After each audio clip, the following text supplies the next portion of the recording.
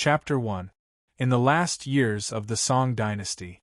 In the suburbs of Chang'an, night, a young man in his 20s stood alone in the wide field of wild grass.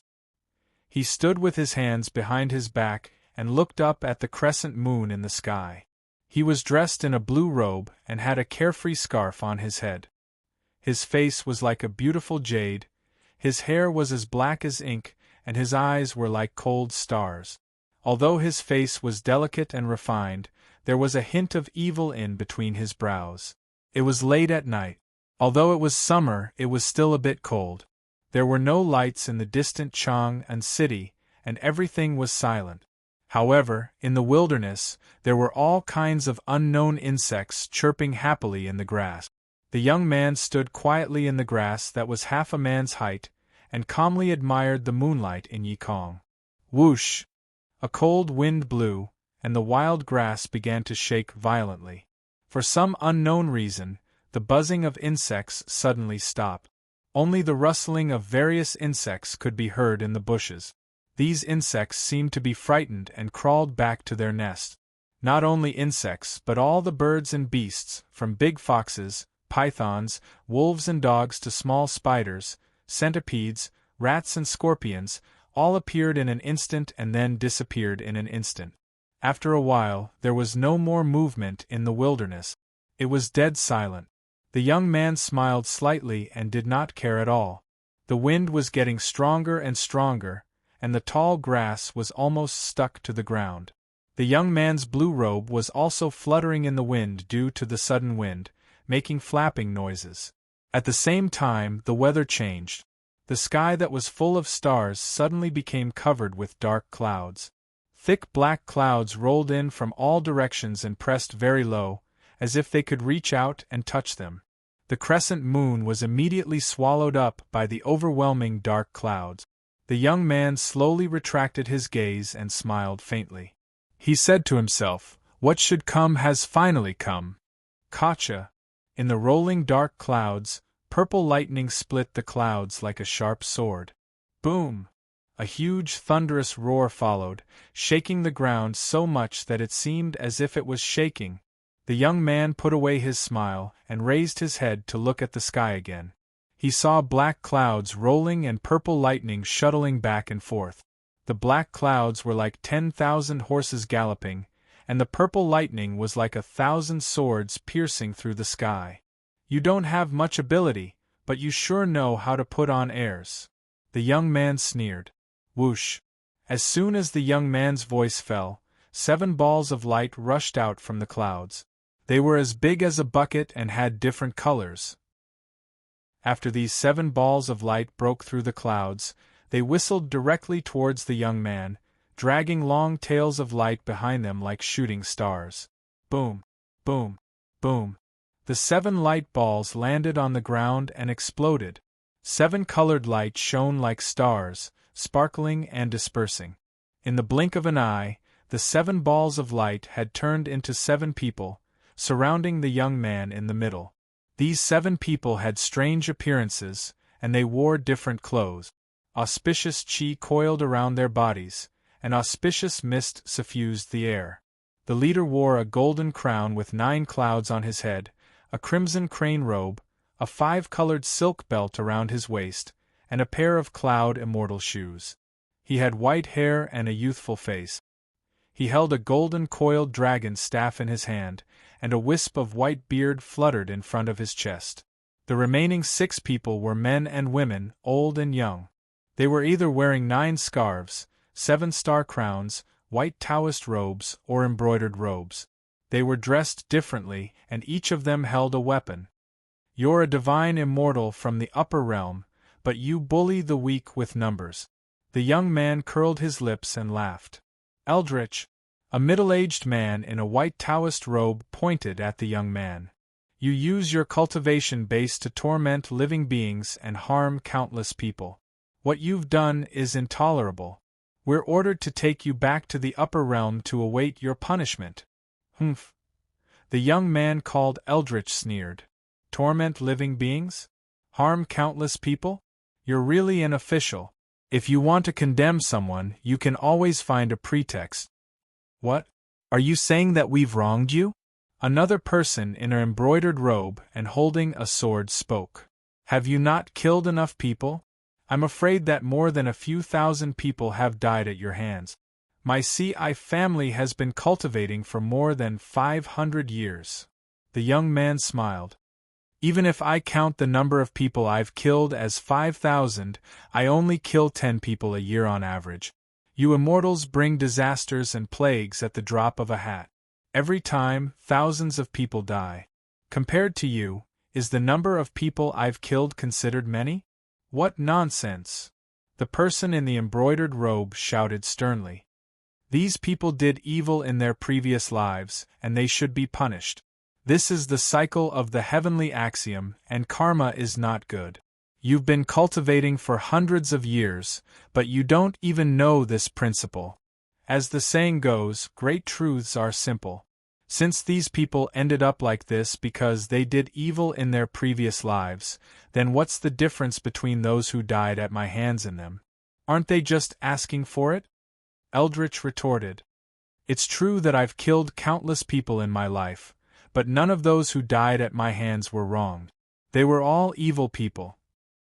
You're right, karma is not good. These people did evil because of it, and dying at my hands is the result. That's all. You. The man in the embroidered robe was speechless. What? Am I wrong? Eldritch retorted. Sir, you're wrong. The leading immortal with white hair and a ruddy complexion leaned on the golden coiled dragon's staff and took a few steps forward before speaking. Those people were indeed evil people and deserved to die.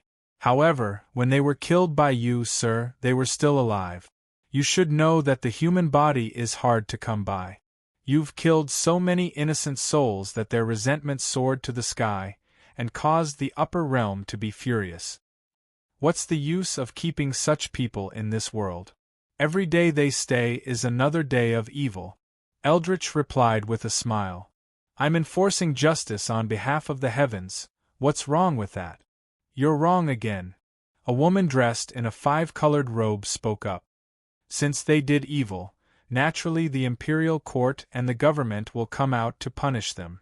Even if the imperial court is incompetent and the government protects them, the underworld will still have the right to reward and punish them after they die. As the saying goes, there's a god 3 feet above your head. As a cultivator, you're neither an immortal nor a god. What right do you have to take the lives of others? You want to arrest me because of this? Eldritch raised his eyebrows and asked. You've killed too many people, and you took their lives by force, causing karma to be in chaos. Resentment is rampant, and the heavenly court is furious.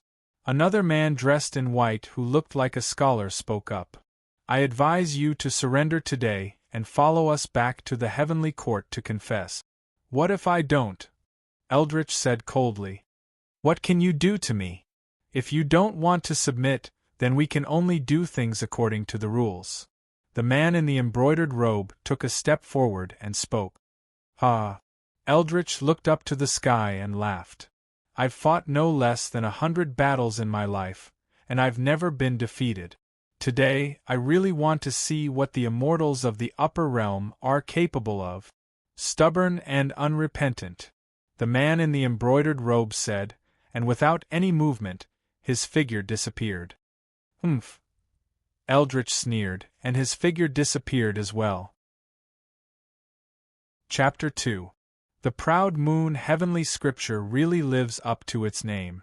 It can actually withstand the power of an immortal. The woman in the 5-colored robe exclaimed. Although Eldritch is arrogant and unruly, he is also a peerless genius. The immortal holding the golden coiled dragon's staff looked up at the battle in the sky and stroked his pure white beard. Since ancient times, people who can comprehend the Tao by themselves are few and far between. Those who can create their own supreme secret techniques can be counted on one hand. This Eldritch was able to create the proud moon heavenly scripture within 100 years. It's really rare and unprecedented. Sigh. The old immortal sighed and said, if it wasn't for his evil aura and his killing intent, He could have become a golden immortal or even an ancestral master in the future. Is he that powerful? The woman in the 5-colored robe frowned. No wonder the 7 of us came down to capture him. Boom!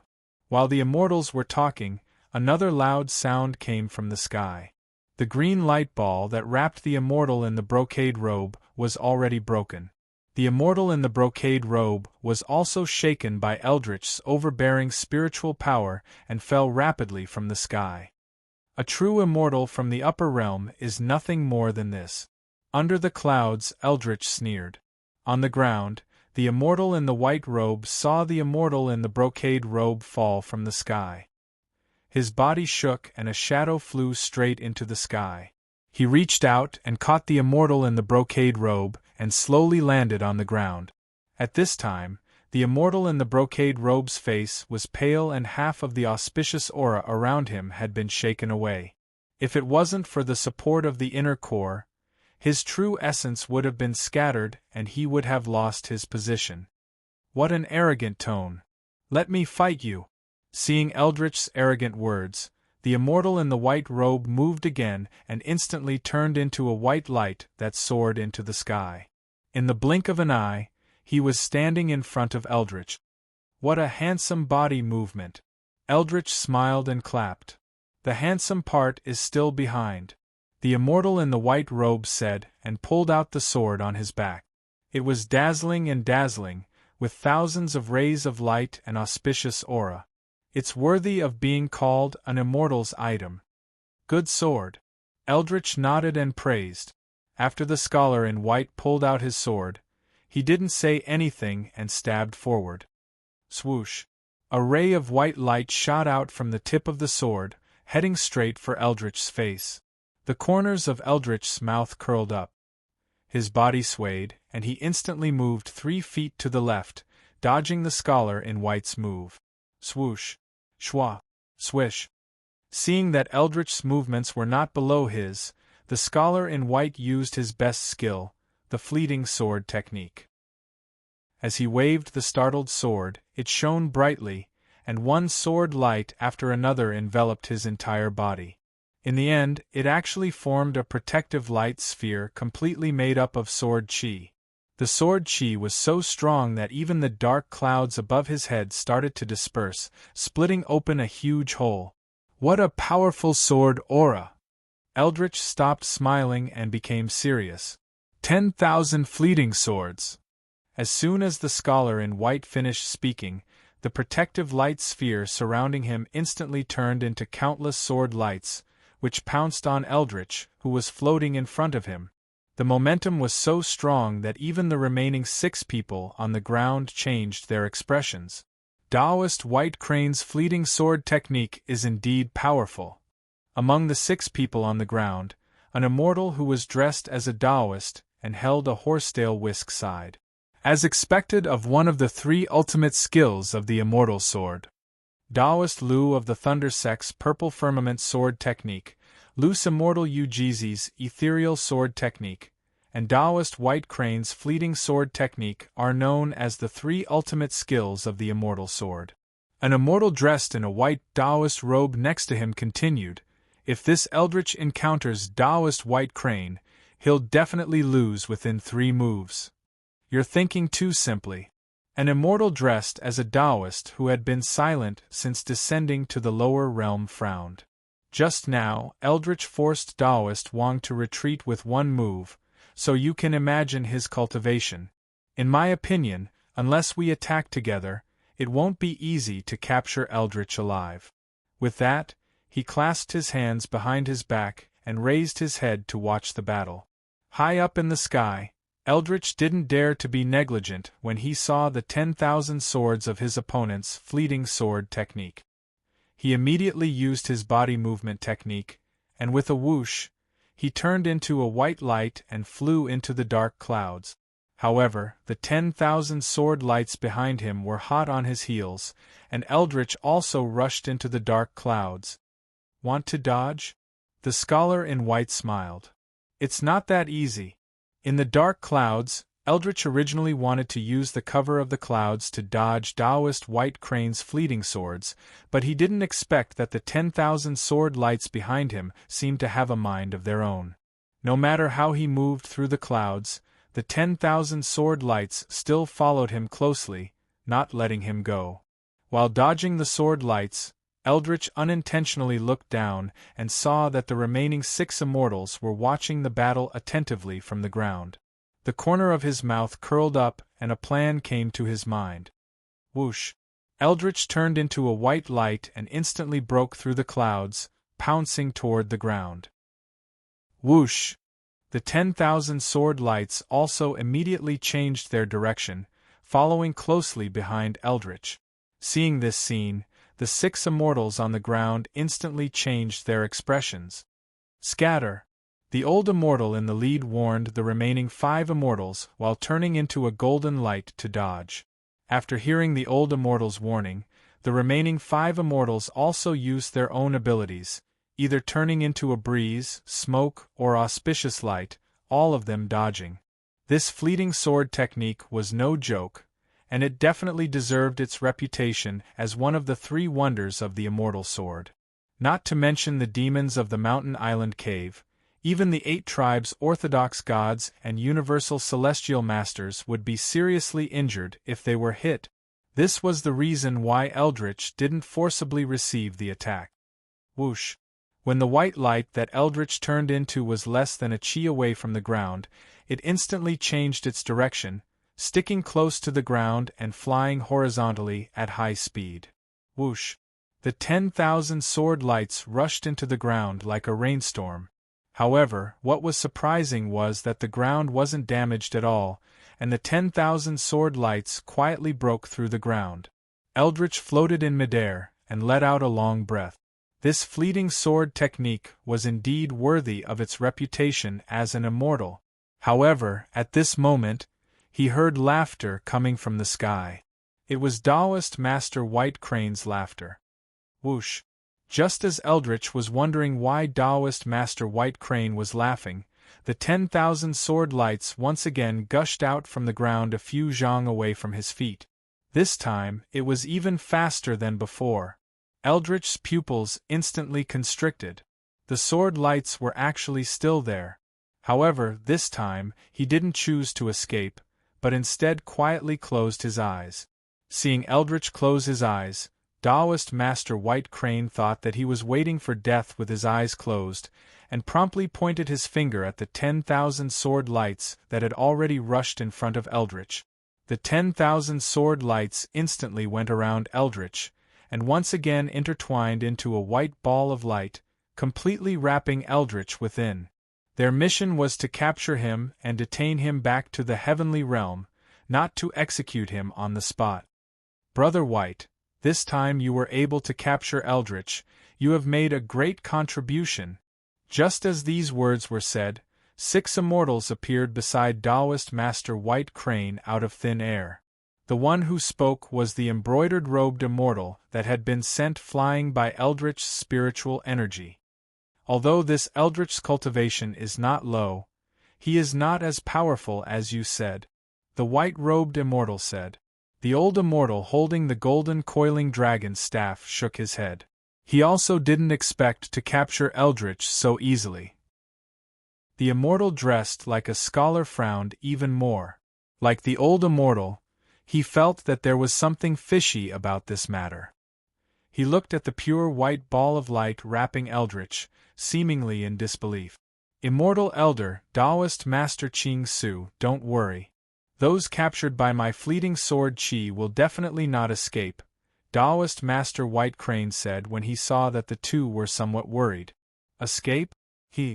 Just as the immortals were feeling gratified that they had successfully captured Eldritch, Eldritch's laughter came from the white ball of light.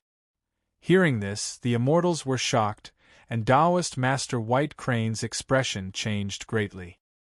He pointed his finger at the white ball of light, and it immediately began to spin at high speed, making a buzzing sound. You are called White Crane, right? Eldritch's voice was heard again. Let me ask you, why didn't you kill me? I was only ordered by the heavenly court to capture you and bring you to the heavenly court for trial. As for whether I kill you or not, that's the heavenly court's business. It has nothing to do with me." Eldritch was silent for a long time in the ball of light. After a long time, his voice was heard. "Then what would you do if I didn't go back to the heavenly court with you?" Taoist Master White Crane frowned and didn't answer. He had already understood the meaning behind Eldritch's words. It was very simple. The sword formation in front of him couldn't trap him at all. However, he didn't understand. What ability did Eldritch have that he dared to say such a thing? "I think you're really boasting shamelessly. You're now in prison and can't even protect yourself, but you still dare to speak such arrogant words?" "Hee," the immortal dressed in embroidered robes said with a smile. "I'm not afraid to tell you that a person like you who violates the heavenly law will inevitably be slashed on the immortal slaying platform." Hee. Eldritch's laughter came from the ball of light again. "You think this fleeting sword formation can trap me? What a joke." As soon as Eldritch's voice fell, a faint red light appeared in the white ball of light made of intertwined sword rays. The ball of light gradually grew bigger as the red light inside grew brighter. "Not good!" Taoist Master White Crane exclaimed. "He's going to break the formation." As he spoke, he pointed the fleeting sword in his hand at the sword formation. A white light as thick as a bowl instantly gushed out from the tip of the sword and rushed directly above the sword formation. The sword formation was replenished by the sword chi of the fleeting sword, and its brilliance became even brighter. With a hissing sound, it was once again compressed to its original size. Drunken moon dance. As Eldritch chanted in a low voice, the fleeting sword formation instantly exploded with red light. Countless strange red lights shuttled back and forth in the ball of light, like streaks of red lightning flashing back and forth endlessly. The white ball of light that was rotating at high speed was instantly expanded to a size of 3 meters, and it looked like it was about to explode. "Break!" Eldritch yelled softly. Boom! Countless red lights broke out of the sword formation, and the fleeting sword formation that was rotating at high speed was instantly shattered by the red lights, turning into specks of stardust.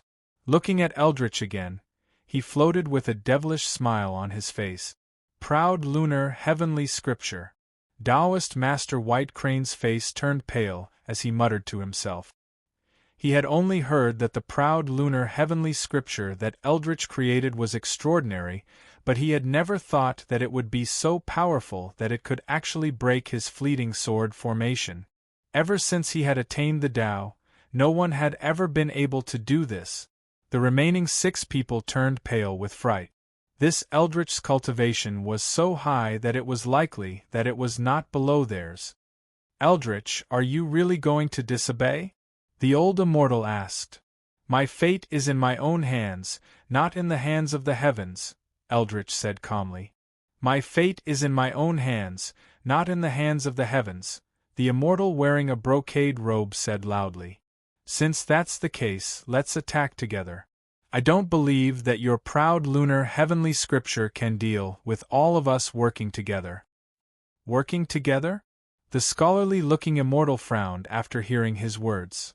"Using numbers to bully the weak, I'm afraid that's beneath us immortals." "Taoist Master Ching Su, you're wrong," the brocade-robed immortal said. "We're not people of the secular world, so why should we care about these false reputations? If we don't work together, who can catch him?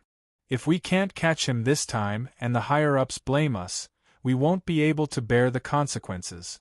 Taoist Master Ching Su's expression changed after hearing this. The brocade-robed immortal was right. This Eldritch's cultivation was heaven-defying. Even Taoist Master White Crane, one of the 3 arts of the immortal sword, couldn't do anything to him. "Taoist Master Wang is right," the old immortal said as he tapped the golden coiling dragon staff in his hand. "The will of the heavens cannot be disobeyed. This time, no matter what method we use, we must escort him to the heavenly court. Immortals, hear my command. The old immortal raised the golden coiling dragon staff in his hand high up. After seeing this, the 6 immortals immediately bowed. It seemed that the golden coiling dragon staff in the old immortal's hand was not ordinary. With the coiling dragon staff in my hand, I command all of you to work together to capture the enemy. No mistakes. The old immortal was not angry, but he was imposing. Yes. After receiving the command, the immortals took out their divine weapons, one after another. Then, they moved and surrounded Eldritch. Only the old immortal stood outside the circle, watching all of this with bright eyes. What? Have you finished discussing and working together? Eldritch said with a smile. The immortals did not answer. Each of them used their secret techniques to besiege Eldritch. Mystic Een Ice Soul. Taoist Master Wang, who was wearing a brocade robe, held a grudge against Eldritch for knocking him down once with his spiritual energy. Thus, he took the initiative to attack. 2 streams of extremely cold spiritual energy shot out from his palms and went straight for Eldritch. The immortal wearing a white Taoist robe took off his treasured gourd from his waist and aimed the mouth of the gourd at Eldritch. After chanting an incantation, he slapped the bottom of the gourd. Instantly, more than 10 huge fireballs flew out from the mouth of the gourd.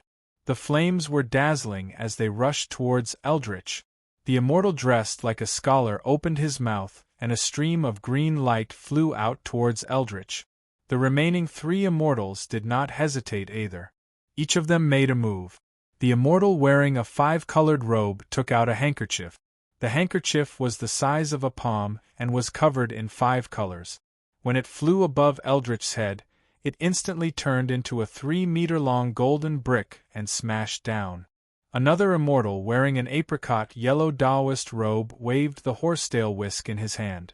In an instant, countless daggers appeared under Eldritch's feet. The tips of the daggers pointed upwards and flew up rapidly. The scholar in white had just fought with Eldritch. He knew that his Jinghong sword art would not be able to catch Eldritch. Thus, he did not use the Jinghong sword this time. Instead, he took out a jade seal from his chest and aimed it at Eldritch. A red seal character flew out from the seal and turned into a 3-meter-long seal character, covering Eldritch. This seal was called the soul-devouring seal. It was meticulously refined by him. The seal was 5 inches square and had a dragon and tiger button. It had a fierce sun character and was surrounded by auspicious light. Anyone who was covered by this seal would have at least one of their 3 souls and 7 spirits taken away. Even Daluo golden immortals would be hit until they were dizzy and had a headache. Chapter 3. Bright Moon in the Sky. Eldritch saw that he was surrounded and did not dare to be careless. He circulated the pure spiritual energy in his chi-si and used the proud moon heavenly scripture. He stretched out both hands and instantly formed a 7 chi thick silver-white protective light ball around his body. The white light ball flashed, dazzling the eyes and made a hissing sound. Boom! The 6 killer moves collided with the protective light ball. Instantly, light splashed everywhere, deafening the deaf. Eldritch's protective light ball actually blocked the combined attack of the 6 immortals. Even so, his protective light ball was forced back by 1 chi by the 6 immortal moves. Eldritch, who was inside the light ball, exerted strength with both hands and continuously used spiritual energy to fill the spiritual energy shield to protect the light ball from dissipating. The 6 immortals who surrounded him also used their immortal techniques to attack with all their might. Both sides were in a deadlock in the air. Where is the thunder department? The old immortal who was watching from the side saw that both sides were in a deadlock. He raised the coiling dragon staff in his hand again. Quickly summon the lightning and help me capture the enemy. The old immortal had just finished speaking when countless purple lightning bolts started to shuttle through the rolling black clouds. In an instant they gathered into a huge lightning bolt that was as thick as a bowl. It screeched as it struck down towards Eldritch. The purple lightning arrived in a flash. The surrounding immortals saw the lightning and did not dare to be careless. They all withdrew their magic energy and retreated. Boom!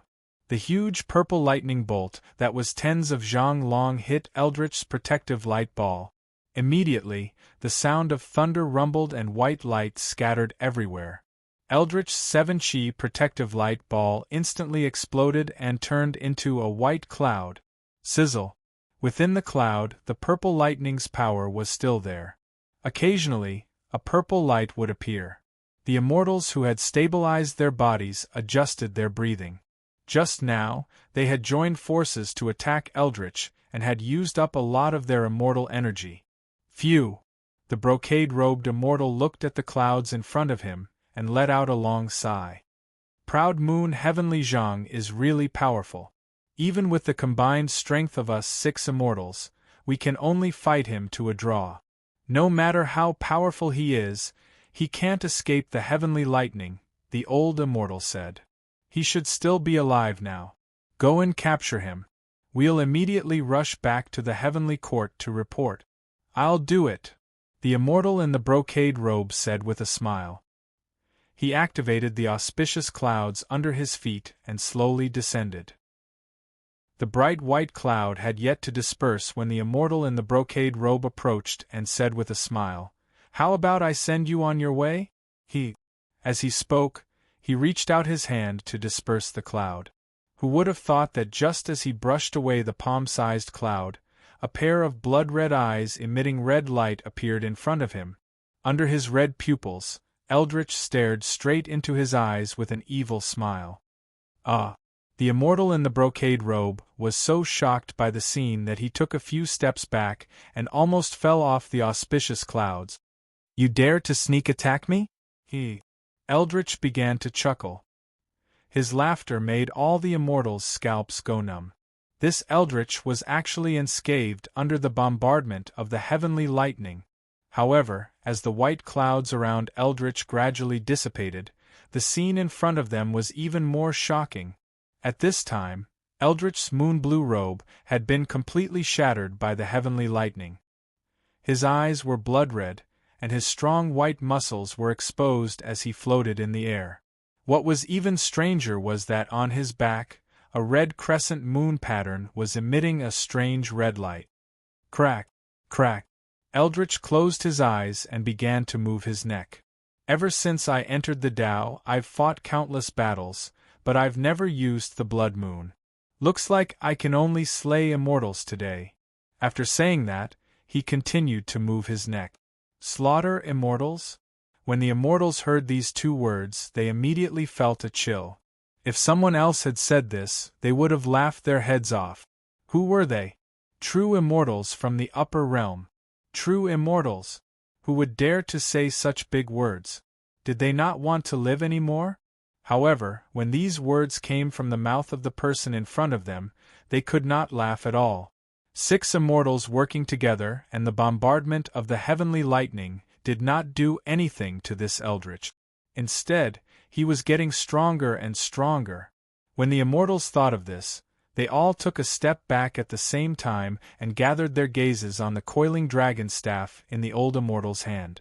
When the old immortal saw the fear in the immortals' hearts, he tapped the staff in his hand. "Eldritch, do you really want to go against the heavenly court? Do you know what the consequences of this will be? Since I can't avoid death, I might as well kill to my heart's content," Eldritch said as he stopped moving. He opened his blood-red eyes and stretched his hand towards the void. In an instant, a jar of wine appeared in his hand. Eldritch used his hand to break the seal of the yellow clay wine. Immediately, the fragrance of the wine filled the air. He first placed the jar under his nose and took a deep breath. Then, he raised his head and gulped down the wine. The immortals frowned. This Eldritch had a straightforward personality. Strictly speaking, he was not a bad person. If he did not violate the heavenly laws, he would definitely ascend in the future. Perhaps he might even become their friend. However, the heavenly laws were strict and the heavenly mandate was hard to violate. Even if they were unwilling, they still had to act according to the heavenly laws. Satisfying. Satisfying. Ha ha. After Eldritch finished the entire jar of wine, he threw it aside and laughed towards the sky. It's a pity that the dozens of jars of 100 flowers drunk in my cave are gone. Hee, Brother Kim benefited. After Eldritch finished speaking, he was filled with pride. He once again stretched his hand towards the void. Schwa! A crescent-shaped blade appeared out of nowhere and floated above his hand. The blade was like a crescent moon. It was about a foot long and its shape was exactly the same as a crescent moon. It was surrounded by a green light, cold and beautiful. Crescent Moon Blade. The legendary peerless godly weapon that Eldritch spent nearly 100 years to refine. When the immortals saw it, their expressions changed greatly. Even the old immortal holding the coiling dragon's staff could not help but frown. Crescent Moon, Eldritch said to the crescent moon blade that floated above his palm. I'm afraid that today is the day that you and I part ways. After I die, you can find a new master. 1. After hearing Eldritch's words, the crescent moon blade actually trembled. Schwa! It instantly left Eldritch's hand and revolved around Eldritch at high speed, making a buzzing sound. You have to be obedient. Don't mess around. Eldritch saw that the crescent moon blade was eager to protect its master, so he continued, I have already calculated that today is the day of my great calamity. It is unavoidable. After I kill immortals, the heavens will not let me go. You have followed me for many years and your spirituality has already appeared. You don't have to die with me. I have already told Nieching and Bai Xing to take care of you. You can leave now. 1. The crescent moon blade made a buzzing sound in the air, swinging left and right. Are you not going to listen to me anymore? Eldritch asked calmly. The crescent moon blade stopped circling and stopped in the air. The green light on its body kept flashing. The buzzing sound did not stop, as if it was crying and complaining. Go! Eldritch shouted sternly. The crescent moon blade flew in front of Eldritch and gently slashed Eldritch's cheek with the blade. Eldritch closed his eyes and did not say a word. 1. After the crescent moon blade circled around Eldritch 3 times, its body suddenly shone brightly. With a mournful cry, it broke through the air with a swoosh, its long tail gradually disappeared into the horizon. Eldritch opened his eyes and stared in the direction of the crescent moon blade in a daze. After a long time, he turned around and faced the immortals. He stared at them with his blood-red eyes and said coldly, Who will die first? The immortals were shocked by the murderous aura that Eldritch suddenly emitted. They could not help but take a step back. No one dared to speak. The coiling dragon staff is here. How can you do whatever you want? The old immortal held the staff and stood in front of the immortals. Then you'll be the first. Eldritch's mouth curved, his murderous aura suddenly appeared. Red light burst out from his body, dancing in the air like raging flames. His eyes were blood-red, his upper body was naked, his long hair soared to the sky, and on his back was a blood-red crescent moon. He was simply like a killing god descending to the mortal world, an Azura incarnate. Seeing this scene, the old immortal did not dare to be negligent. He heavily tapped the coiling dragon's staff in his hand. Suddenly, tens of thousands of rays of golden light rose from under his feet. Tens of thousands of rays of light, thousands of auspicious chi, auspicious clouds suddenly appeared, dazzling golden light. 2 balls of flames, one gold and one red, stood opposite each other, ready to explode at any moment. The sky and earth changed color. Fan air. Don't attack. Just as the 2 of them were about to attack, a deep voice came from the sky. Then, a purple light broke through the clouds, pierced through Yikong, and instantly arrived beside Eldritch. The purple light dispersed, and a middle-aged man in a white robe appeared in front of Eldritch. He was wearing a jade-colored yin-yang robe and a pair of golden cloud-walking shoes. His face was like the autumn moon, handsome, with a dignified appearance. His teeth were like white jade, his lips were red, and his hair was tied up in a bun. Auspicious clouds lingered around him, and purple fog spiraled around his body. His eyes were full of vitality, and he had the aura of an immortal. Master. When Eldritch saw this person, he did not say anything and dispersed the red light. With a plop, he knelt in front of the middle-aged man. Tianji. When the old immortal saw this middle-aged man, he muttered to himself and also withdrew his technique. When the rest of the immortals heard the old immortal's words, their faces instantly changed, and they were stunned on the spot. This person was none other than the famous loose immortal, Daoist Tianji. Rumor has it that this person's cultivation had already reached the immortal realm 2,000 years ago. However, because there were too many rules in the upper realm, he was unwilling to return to the heavenly court to become an immortal, and even more unwilling to become an earth immortal. Instead, he became a free and unfettered loose immortal. Although he was a loose immortal, his status and reputation were extremely high among the immortals. How could he be Eldritch's master? The immortals' hearts were beating like drums. Old immortal, this humble immortal greets you. Daoist Tianji bowed towards the old immortal. Immeasurable deity. The old immortal hurriedly returned the greeting. When Daoist Tianji attained his Tao, he was still a little child running around the mortal realm. How could he dare to be rash? Seeing the old immortal greet this person, the rest of the immortals did not dare to be negligent, and they all bowed towards Daoist Tianji. Daoist Tianji returned the greeting. Although these immortals were not as senior as him, they were still immortals. I wonder why old immortal master has come this time? The old immortal asked. I won't hide it from old immortal master. Daoist Tianji said in a clear voice, I came specifically for this person. Saying so, he lowered his head and glanced at the kneeling Eldritch in front of him. Eldritch knelt there with his head lowered, like a little child who did something wrong, not saying a word. Old immortal master wants to save him? The old immortal asked. Not at all. Daoist Tianji waved his hand and said, How could I dare to go against the heavens? I came this time to help everyone subdue him. After the old immortal heard this, the stone in his heart fell to the ground. If Daoist Tianji really wanted to save Eldritch, even if he had the coiling dragon staff in his hand, he would not be able to stop him. The 6 immortals behind him also secretly let out a sigh of relief.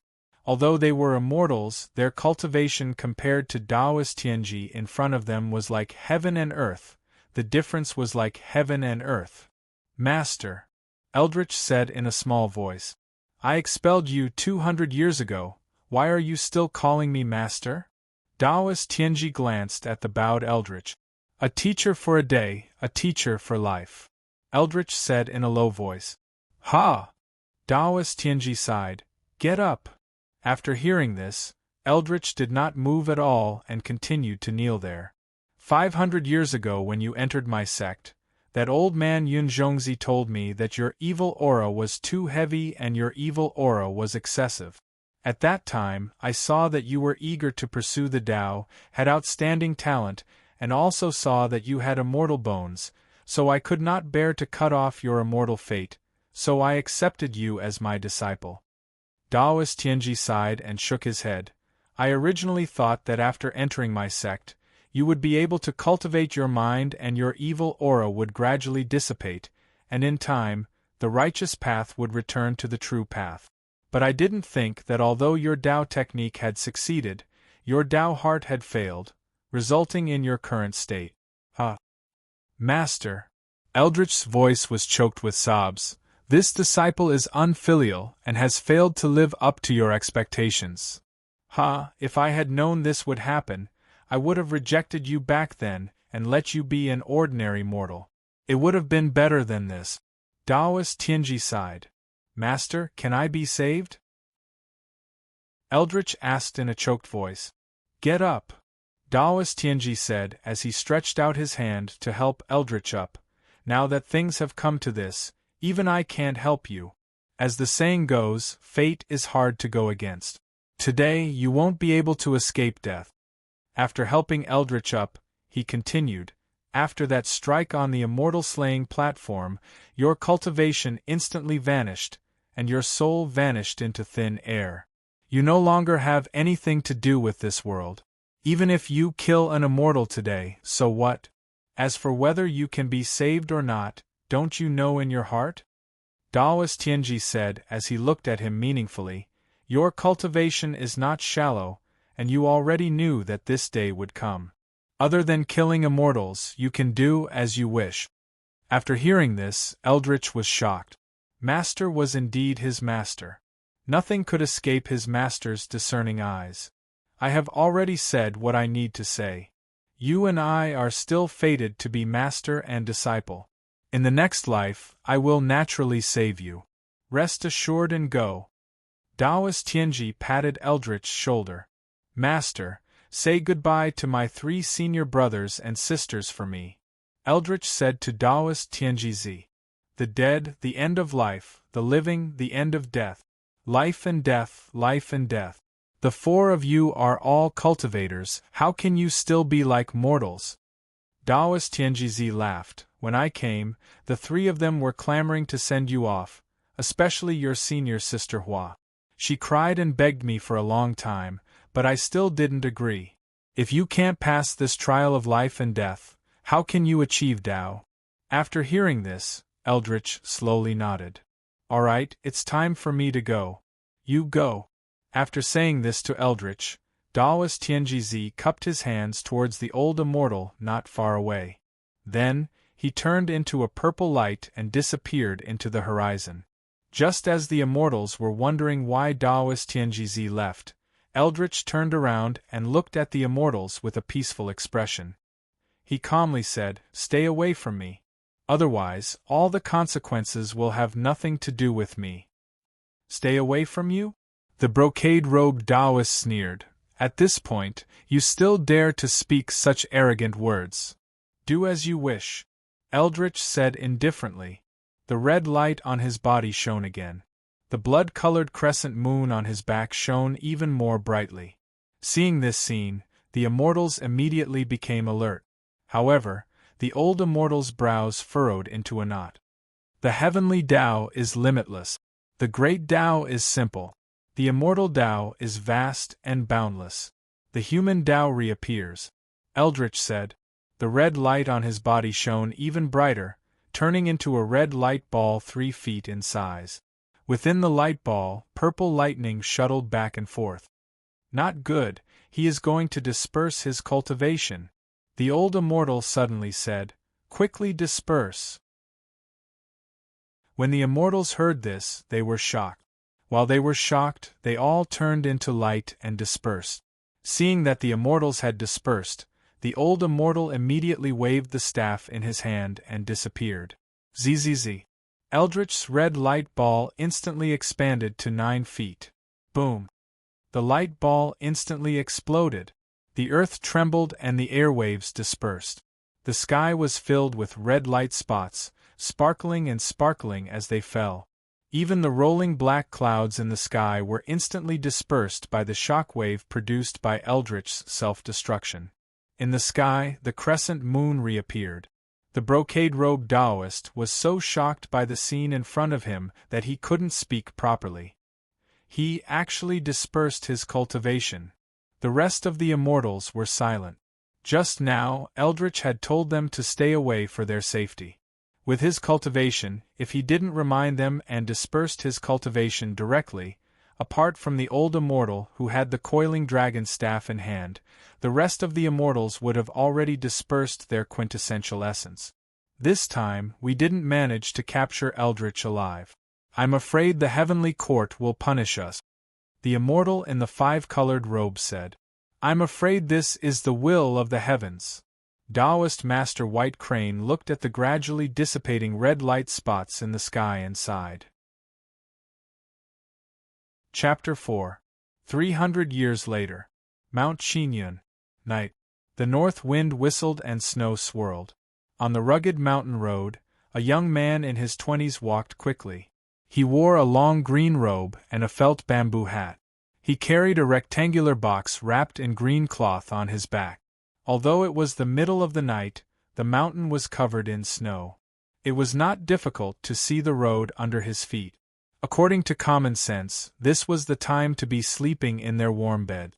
No one would be bored enough to come to the great snow mountain in the middle of the night to pass the time.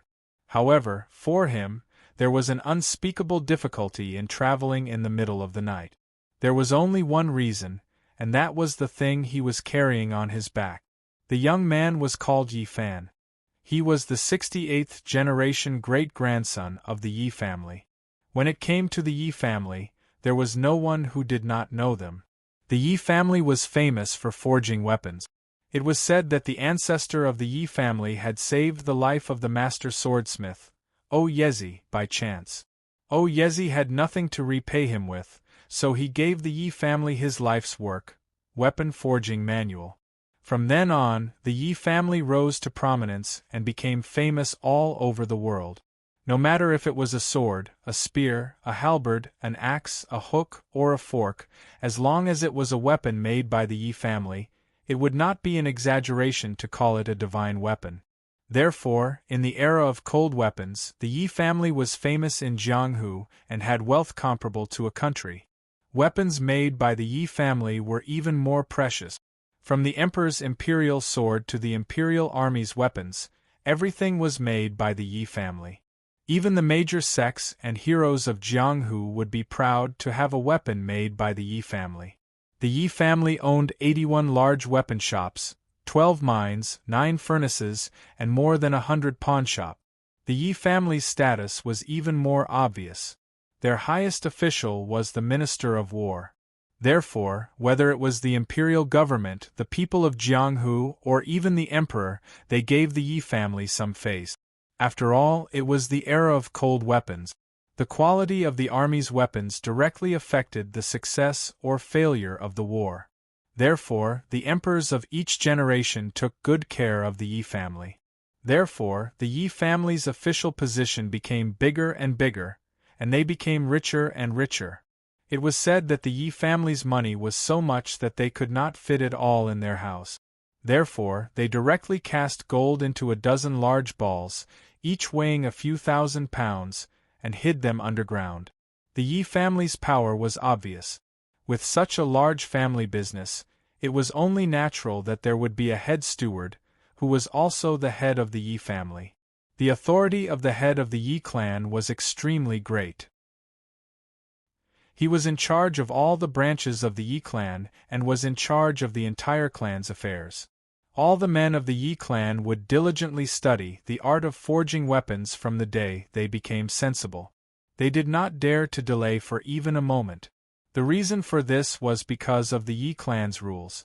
The weapon forging manual mentioned earlier was only passed down to males and not females. Only the head of the Yi clan had the qualifications to study it. Back then, when the Yi clan's ancestor obtained the weapon forging manual, he passed down a section of the weapon forging manual to his 3 sons. He also made them swear that they could only pass it down to their own sons. If they didn't have sons, they would rather rot the weapon forging manual in their hearts than pass it down to outsiders. Otherwise, no matter who it was, they would use the entire clan's power to cripple the person who leaked the secret. From then on, every member of the Yi clan who obtained the weapon forging manual would be very careful, as if they were treading on thin ice. They would keep their mouths shut like a bottle of water. If their own sons were not made for it, they would definitely not pass down the weapon forging manual. Otherwise, if one of the prodigal sons leaked the weapon forging manual, what awaited them would be the death of their entire clan and the pain of losing their sons.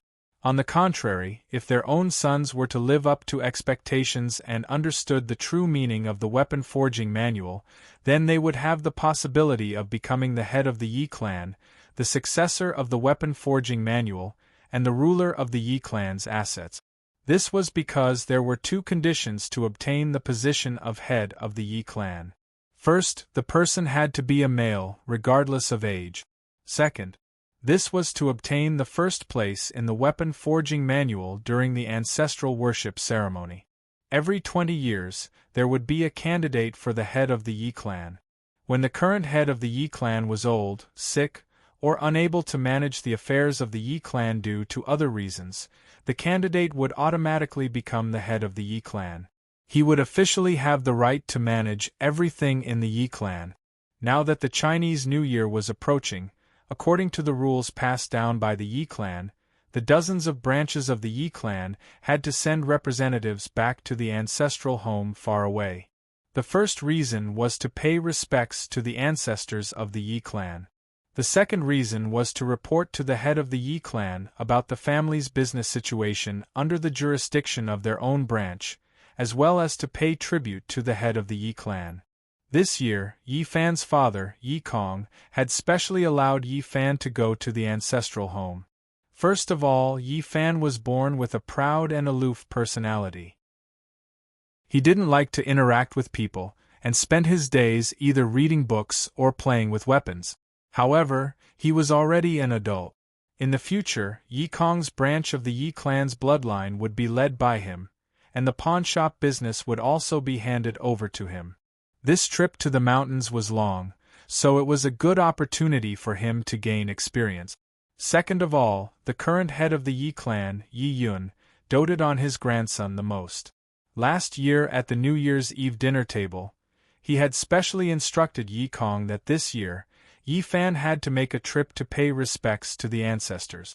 Once the head of the Yi clan had spoken, who would dare to disobey? Therefore, this year, Yi Kong had specially prepared a generous gift for the old man, which was the item he was carrying on his back. He had also instructed Yi Fan not to open the box no matter what happened on the road, and that he had to personally hand it over to the old man. After hearing this, Yi Fan was curious. However, since his father had instructed him not to look at it on the road, Yi Fan could only follow his father's instructions. The box weighed a few dozen kilograms. Yi Fan guessed that it was definitely an antique sword or something like that from the pawnshop. He was afraid that if he casually played with it on the road, it would attract the attention of others. This period of time wasn't very peaceful. There was turmoil and chaos, and bandits were rampant. It was common for people to disappear without a trace. His father's actions were reasonable. After all, Yi Fan was still young and didn't have much experience in the martial arts world. Thinking of this, Yi Fan directly avoided the wide roads and changed to a less traveled path. He also disguised himself and acted in a low-profile manner. Smoothly arriving at the ancestral home was better than anything else. Unfortunately, things didn't go as he wished. Even so, he still discovered that there were people secretly following him along the way. Moreover, it wasn't just one person, but a large group of people. This group of people was dressed like a merchant caravan. They had a caravan of camels and horses, and they were carrying bulging bags. The clanking sounds along the way were very eye-catching. Yi Fan discovered that no matter where he went, this group of people followed him from a distance. If not, they would split into two groups. One group would be in front of Yi Fan, and the other group would be behind Yi Fan. In the beginning, Yi Fan was secretly laughing. He thought that his father was being overly cautious, sending so many people to secretly escort him. However, he slowly discovered that something was wrong. The people following him weren't escorting him at all. This was because their eyes were fixed on the item on Yi Fan's back. If they were sent by his father, they definitely wouldn't stare at the item. They would just keep an eye on him. Thinking of this, Yi Fan couldn't help but smile bitterly. He had just left the house and he was already being watched. His luck was really bad. This group of people were definitely not ordinary bandits. His father had specially instructed him not to cause any trouble on the road. The Jianghu was dangerous, and offending anyone would not benefit the Yi clan. It wasn't that the Yi clan was afraid of anyone, but the Yi clan still had to do business. Amiability led to wealth. More friends meant more roads, and more enemies meant more walls. Yi Fan didn't want to be a busybody. Since he couldn't afford to offend them, he could just hide. Thus, he simply slept in the inn during the day and quietly got up in the middle of the night to hurry on the road. However, this method didn't work. These people were really like tortoises eating a scale. They were as hard to deal with as dogskin plaster. When he slept, they also slept. When he hurried on the road, they also hurried on the road. As the saying goes, don't be afraid of thieves stealing, but be afraid of thieves remembering. Even though Yi Fan repeatedly didn't want to cause any trouble, these people didn't want to give him face. It was unavoidable that a long delay would lead to more trouble. Thus, Yi Fan decided to go all the way. He directly told them what they wanted to do, and if they were really tired of living, he would directly send them to heaven. That night, as usual, Yi Fan got up in the middle of the night and directly went up Mount Qingyun. Mount Qingyun, as the name implied, was very high. It towered into the clouds and was full of cliffs. Yi Fan walked halfway up the mountain and looked at the terrain. He felt that this place was quite flat. He wanted to end this matter here, and then go back to have a good sleep so that he could continue on the road in the morning. He couldn't delay his business. Thinking of this, Yi Fan put his bag on a big rock and sat down, waiting for the group of people to come up. Chapter 5. Yi Fan was stunned. He had intended to ask them what they wanted to do, but in the end, they directly took out their weapons. Wasn't it obvious? It was a moonless and windy night, so the other party must have been impatient from following him. This time, seeing that he had come to such a remote place, they wanted to take action directly. Now it was simple. There was no need to argue with them. He could just kill them directly and everything would be fine. Thinking of this, he got up and carried the bag on his back. He carefully looked at these people. These people were not from the Central Plains, but Japanese ninjas. The reason why he was so sure was that Yi Fan recognized this kind of Japanese sword. When he was young, his grandfather had taken him to the armory pavilion in the ancestral home to learn about all kinds of weapons. There were all kinds of weapons that Yi Fan found very strange. Yi Fan had seen this kind of sword there. His grandfather, Yi Yun, had told him about the origin of this kind of sword. This kind of sword was modified from the Tang sword by the Japanese. It was especially suitable for slashing. Because the Japanese were short, they needed to hold the sword with both hands. This could increase the power of slashing. Moreover, the body of the sword was generally longer, so it could increase the killing range.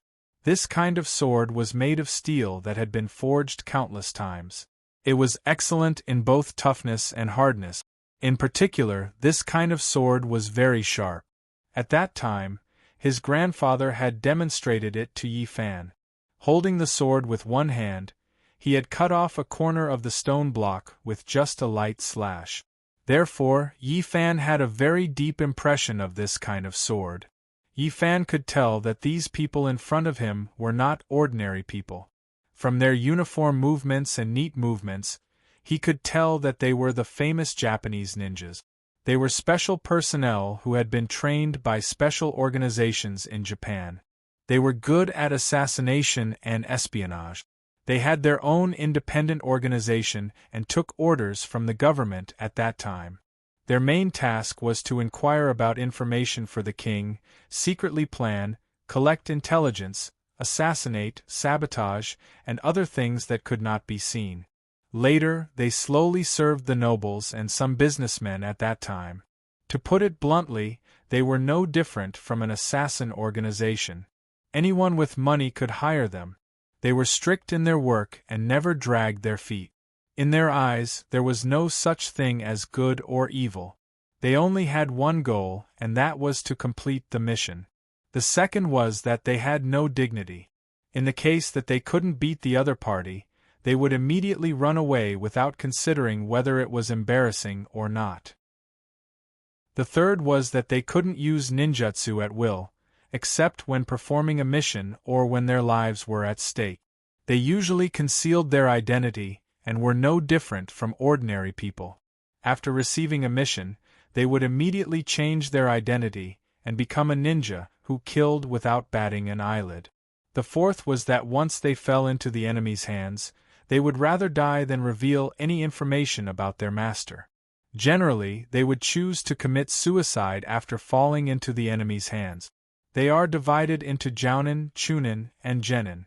Except for special and important missions, those who performed the mission were all Genin, or Chunin led Genin to perform the mission. Their weapons were also very complicated.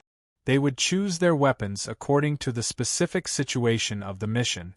Their main weapons were Japanese swords, boomerangs, poison needles, poison, smoke balls, bows, and other common weapons. They also had some other dirty weapons. For example, there was a kind of four-edged nail with four edges. No matter how it was placed, there would always be one edge facing up. When it was used, it could be sprinkled on the road.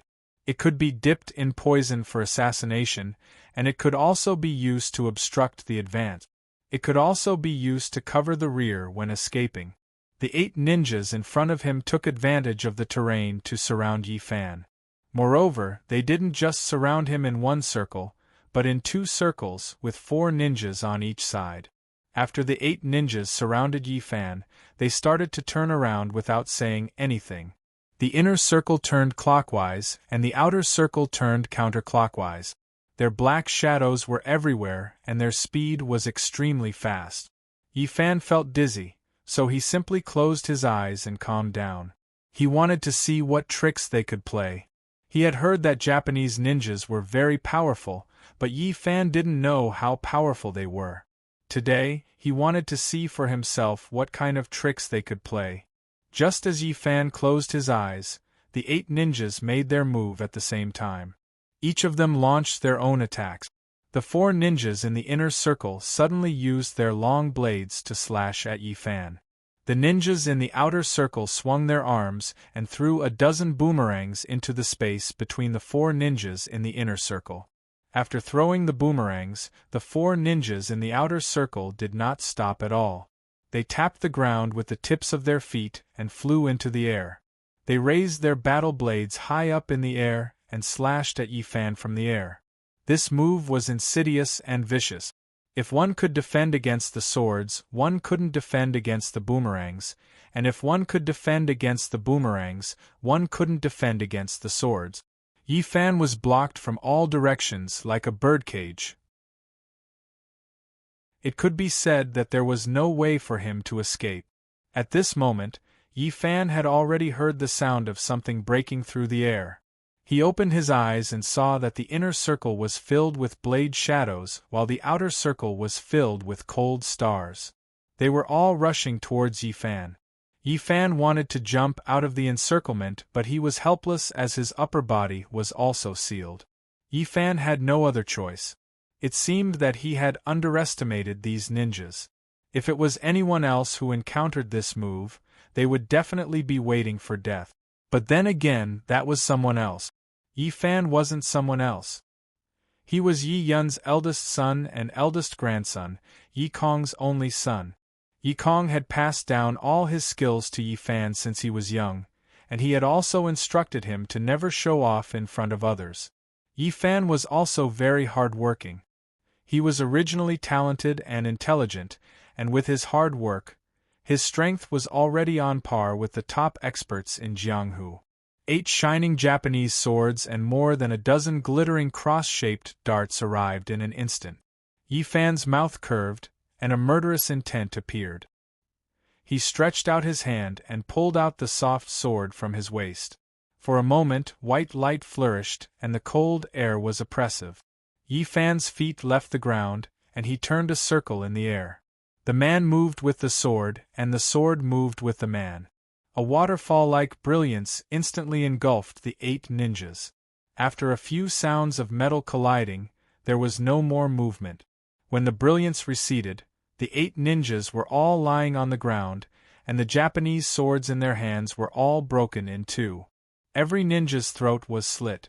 What was surprising was that although their throats were slit, there wasn't a trace of blood. There was only a red mark on the wound. After landing on the ground, Yi Fan tied the soft sword back to his waist. This soft sword was a treasure. It was given to him by his father on his 18th birthday. The name of the sword was Snake Shadow. His father, Yi Kong, had spent an entire year to personally forge it from a piece of cold iron bought from a pawnshop. The treasured sword was 3 feet and 3 inches long, and it was cold to the touch. The whole body was enveloped in brilliance, and the cold air was oppressive. The body of the sword was flexible, and the blade was sharp. The hilt was carved with a silver snake spitting out its tongue. The eyes of the silver snake were inlaid with 2 emeralds, which were green and lustrous. The blood-red tongue attached to the hilt was also carved with precious rubies. The whole silver snake was vivid and lifelike, and it meandered around the hilt. It was exceptionally gorgeous.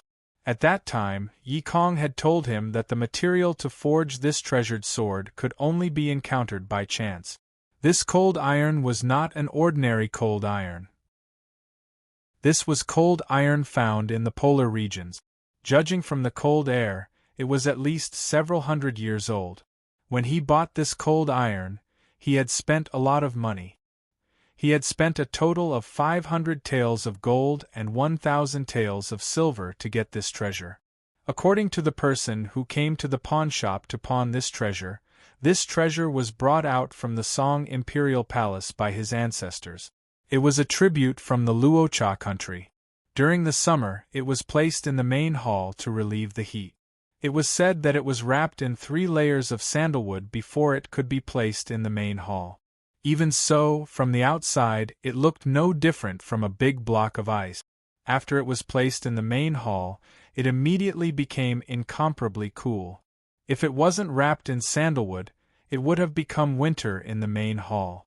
Later on, when the Great Song dynasty was destroyed, this item could be taken out of the palace. Yi Kong saw that Yi Fan was already an adult. As a family of weaponsmiths, it was time for him to have a good weapon. Therefore, he forged the cold iron into a treasured sword. Forging cold iron into a treasured sword was extremely difficult. Because it was cold iron, it could not be calcined. But then again, calcination could not do anything to the cold iron. It had to be cold forged.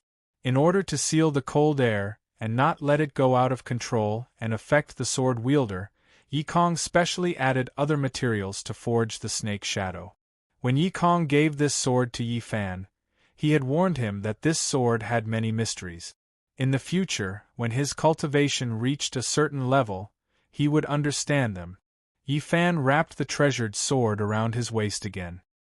He carried the backpack and prepared to return to the inn. During this period of time, he slept during the day and traveled at night, causing his yin and yang to be reversed. Now that the problem was solved, he would go back and have a good sleep. Tomorrow, he would not be in a hurry to travel. He would take a bath, eat a good meal, rest, and continue the journey the day after tomorrow. If everything went smoothly, he would reach the Yi clan's ancestral residence the night after tomorrow. Yi Fan thought as he turned around. When he inadvertently raised his head, the scene in front of him made him suck in a breath of cold air. There were 2 people standing in front of him. One had his hands behind his back, a white veil on his face, and his clothes were as white as snow.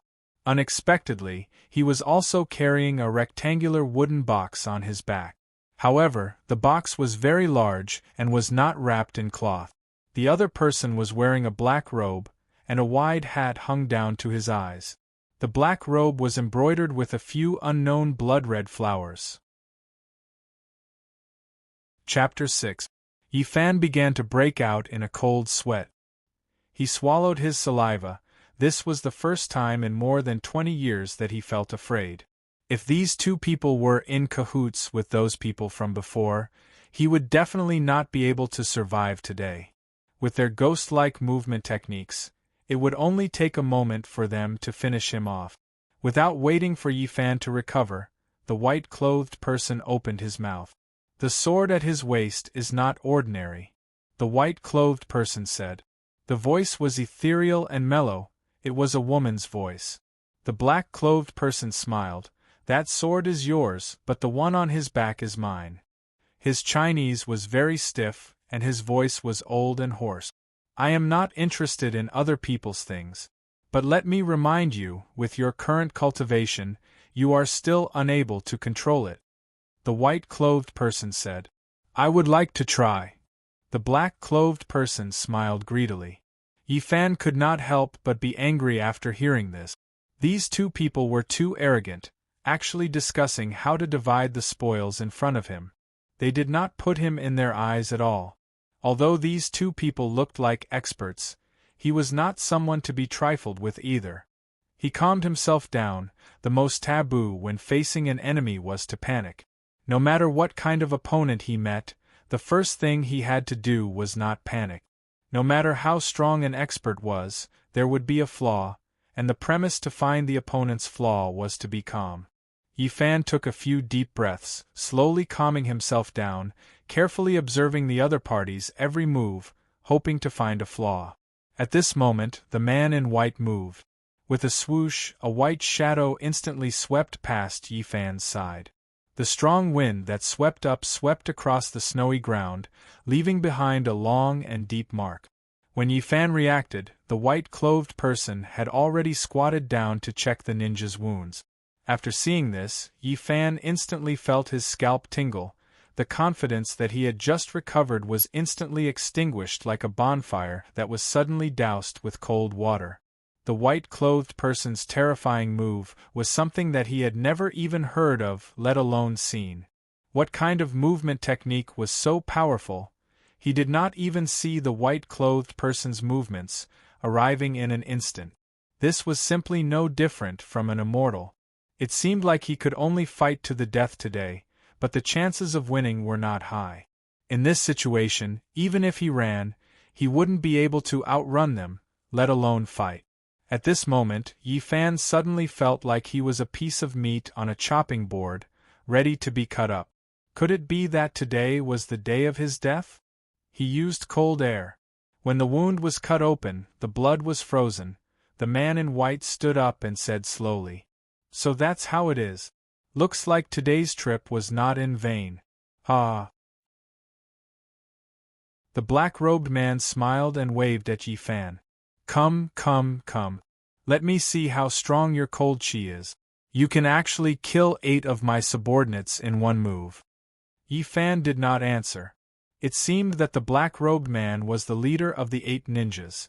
To be able to sit on the same level as the white-robed man, his strength should not be below the white-robed man.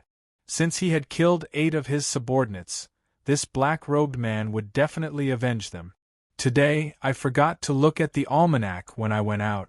Unexpectedly, I met 2 top Japanese masters at the same time.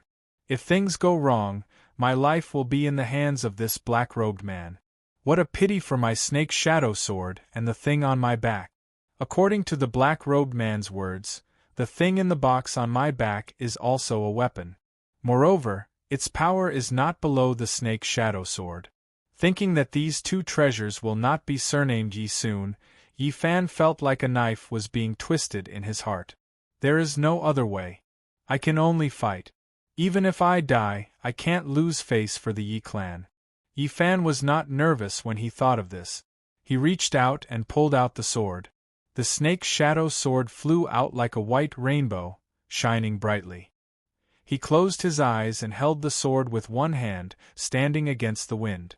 In an instant, Yi Fan's body was surrounded by a white fog, and the cold air lingered around him. This move was his killing move, his life-saving move. He gave it a name, Heaven Waterfall.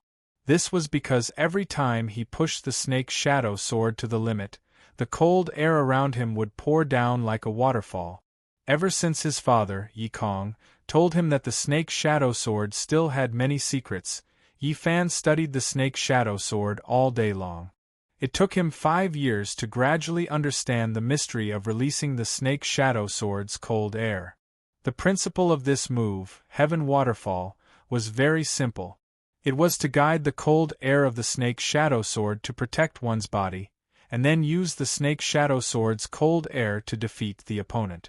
Although the move was simple, it was very difficult to practice.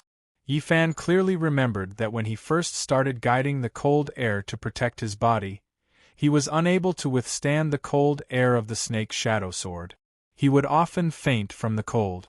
If not for Yi Kong discovering that the temperature was not right and arriving in time, Yi Fan would have been frozen to death several times over. Later on, Yi Fan began to pay attention to his internal energy cultivation. It took him 2 years to gradually adapt to the cold air of the snake's shadow sword. But even so, his body could only withstand 20% of the cold air of the snake's shadow sword. If it went any higher, his body would be frozen stiff. However, 20% of the cold air was enough to block the attacks of ordinary swords and sabers. Ordinary swords and sabers could not even get close to the body. Before they could even get close, they would already be wrapped up by the cold air. If the opponent was wrapped up by the cold air, not only would the person not be able to withstand it, even the weapon would not be able to withstand it. The weapon would become very weak, and even a wooden stick would be able to break it, not to mention the snake's shadow sword. In addition, Yi Fan spent all day practicing the various sword manuals that his father, Yi Kong, had collected. The combination of the sword move and the cold air was seamless. This sword move could be said to be both offensive and defensive. Yi Fan would not use this move lightly. Every day, he practiced to adapt to the cold air of the snake's shadow sword as much as possible. He hoped that one day, he would be able to release 100% of the cold air of the snake's shadow sword. He would be able to completely master the cold air of the snake's shadow sword. However, today, he had encountered 2 experts among experts. Yi Fan could only use this trump card. This was because the opponent's strength was too strong. He directly released 20% of the cold air. His body began to feel a slight numbness. At the same time, the cold air around him began to pour down like a waterfall. In the blink of an eye, the ground under Yi Fan's feet was covered in a hazy white mist. Yi Fan's eyes, eyebrows, beard, hands, and even his clothes were covered in a thick layer of white frost. The scene in front of him shocked the black-clothed man. He looked at the white-clothed man. The white-clothed man looked calm, but his expression was somewhat grave. To have such a cultivation at such a young age, it can be considered not easy. How about this? Leave the treasured sword in your hand and the things on your back, and I will let you live. The black-clothed man said. Yi Fan did not reply. He could not waste time here. If he continued to waste time here, his body would be frozen solid. Before his body was frozen solid, he had to get rid of this black-clothed man. The white-clothed man said that he was not interested in other people's things. He should not make things difficult for him. Thinking of this, Yi Fan shook the snake's shadow sword in his hand. The snake's shadow sword shone with a bright white light. Immediately after, Yi Fan exerted strength in his legs and rushed towards the black-clothed man with a flash of light. The white light that filled the sky was like a waterfall that engulfed the black-clothed man. This time, Yi Fan used all his strength. His speed was like an arrow that left the bow. In an instant, he was in front of the black-clothed man. Before he arrived, the cold air rushed towards him. The black-clothed man did not panic. He was calm and composed, as if nothing had happened. The white light arrived in an instant. Just as Yi Fan's snake shadow sword was about to touch him, the black-clothed man moved. In an instant, he used his right index finger and middle finger to clamp down on the cold snake shadow sword in Yi Fan's hand. Such a domineering move was actually neutralized by the other party with just a flick of his fingers. Yi Fan did not expect that the skill that he was so proud of was like scratching an itch through a boot to the other party. Yi Fan wanted to pull the sword out, but the black-clothed man's fingers were like a pair of fire tongs. No matter how much strength Yi Fan used, he could not pull the sword out even an inch. He. The black-clothed man laughed. His hoarse laughter was like the laughter of a night owl. It was very strange in the middle of the night. No matter how you looked at this black-clothed man, he looked like a ghost.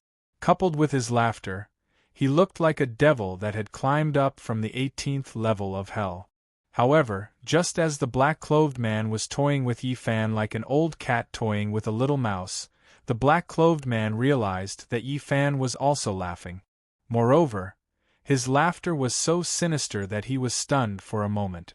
While the black-clothed man was in a daze, Yi Fan took advantage of the black-clothed man's moment to curve the corners of his mouth. He immediately increased the cold chi of the snake's shadow sword to 30%. At this moment, the cold chi of the snake's shadow sword that the black-clothed man was clamping between his fingers instantly exploded, and a white light flashed. Before the black-clothed man could react, the white light that burst forth from the snake's shadow sword enveloped the two of them. The cold chi instantly enveloped the two of them.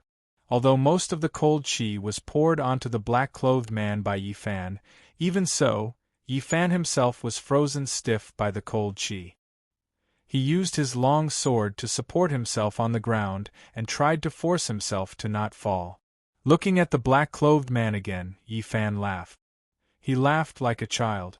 At this moment, the black-clothed man's lips were blue from the cold. He was trembling slightly. He had been completely frozen by the cold chi of the snake's shadow sword. His entire body was wrapped in a thick layer of ice. Then, with a thud, he fell straight to the ground.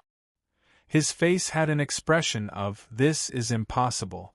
Even his hand was still in the position of clamping the snake's shadow sword. If Yi Fan was not frozen stiff, he would definitely be laughing. If he was holding a long tobacco pipe in his hand, tsk. The more Yi Fan thought about it, the more he wanted to laugh. With a puff, he did not laugh out loud.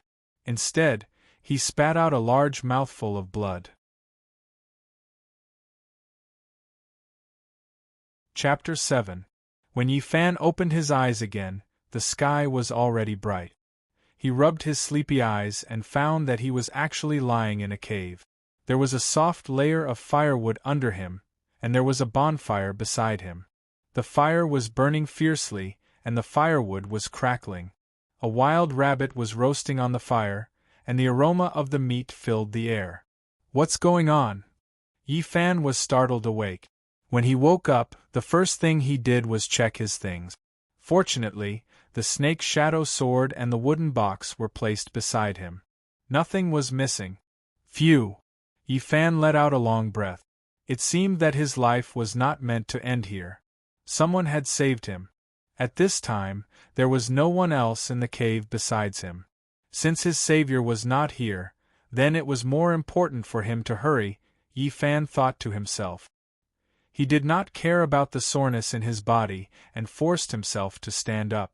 He wrapped the snake's shadow sword around his waist and tried to carry the wooden box on his back. Unfortunately, his body was so weak that even standing up was difficult, not to mention carrying a few dozen pounds of things on his back. Yi Fan sighed and placed the wooden box on the ground again. He sat by the bonfire and rested while looking around the cave. This cave was U-shaped and very spacious. It was a natural shelter. It was probably a kind hunter who passed by and saw that he was frozen, so he brought him to this cave to keep him warm. Yi Fan thought to himself, as for that white-clothed woman, she must have brought the black-robed freak down the mountain. Yi Fan was thinking when he suddenly raised his head. The scene in front of him shocked him so much that he almost fell to the ground.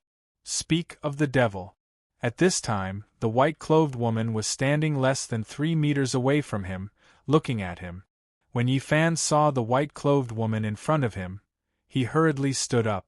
But because he stood up too quickly, the soreness in his body made Yi Fan, who had just stood up, sit down again. It's over, Yi Fan thought to himself. It seemed that he would not be able to escape this calamity. This woman definitely did not come with good intentions. She was most likely here to take revenge for the black-robed freak. Yi Fan thought as he forced himself to stand up slowly. He pulled out the snake's shadow sword again and steadied himself. He had thought it through. If the white-robed man attacked him, he would completely release the cold chi of the snake's shadow sword and fight to the death, perishing together with him. "You'd better save your strength for the journey," the woman in white said to Yi Fan. "If I wanted to kill you, I wouldn't even need to do it myself." The wild wolves and the weather outside can take your life," the woman in white said as she slowly walked to the fire and sat down. This was a gesture without any hostility. Yi Fan understood that he was saved by this woman. It seemed that this woman did not want to kill him, but since she was in cahoots with the black-robed man, why did she save him? Could it be that there was something else going on? Thinking of this, Yi Fan's tense nerves gradually relaxed. While looking at the masked woman with a puzzled expression, he sat back down on the ground. This time he was careful and did not put the snake's shadow sword back at his waist. Instead, he placed it by his side. This way, if the woman in white made any moves, he would be able to reach out and grab the sword. He would not be flustered. The woman in white seemed to understand Yi Fan's thoughts. Her pair of beautiful eyes rolled at Yi Fan. With a cold snort, she took the roasted rabbit from the fire and sniffed it. Then she tore it in half and threw it to Yi Fan. After receiving the roasted rabbit, Yi Fan felt that his stomach was so hungry that his chest was sticking to his back. He looked at the woman in white in front of him, and then looked at the fragrant roasted rabbit in his hand. His heart was full of doubts. Since this woman did not kill him, and instead saved him, she should not have poisoned the food. Yi Fan thought to himself, who cares? I'll eat until I recover my strength. With my current condition, not to mention fighting, even walking down the mountain would be a problem. Besides, who knew if the black-robed man was dead or not? If he recovered and came here to take revenge, what would he do? At that time, he would not have any strength left. How could he fight him? Thinking of this, Yi Fan did not care about his table manners. He began to wolf down the roasted rabbit.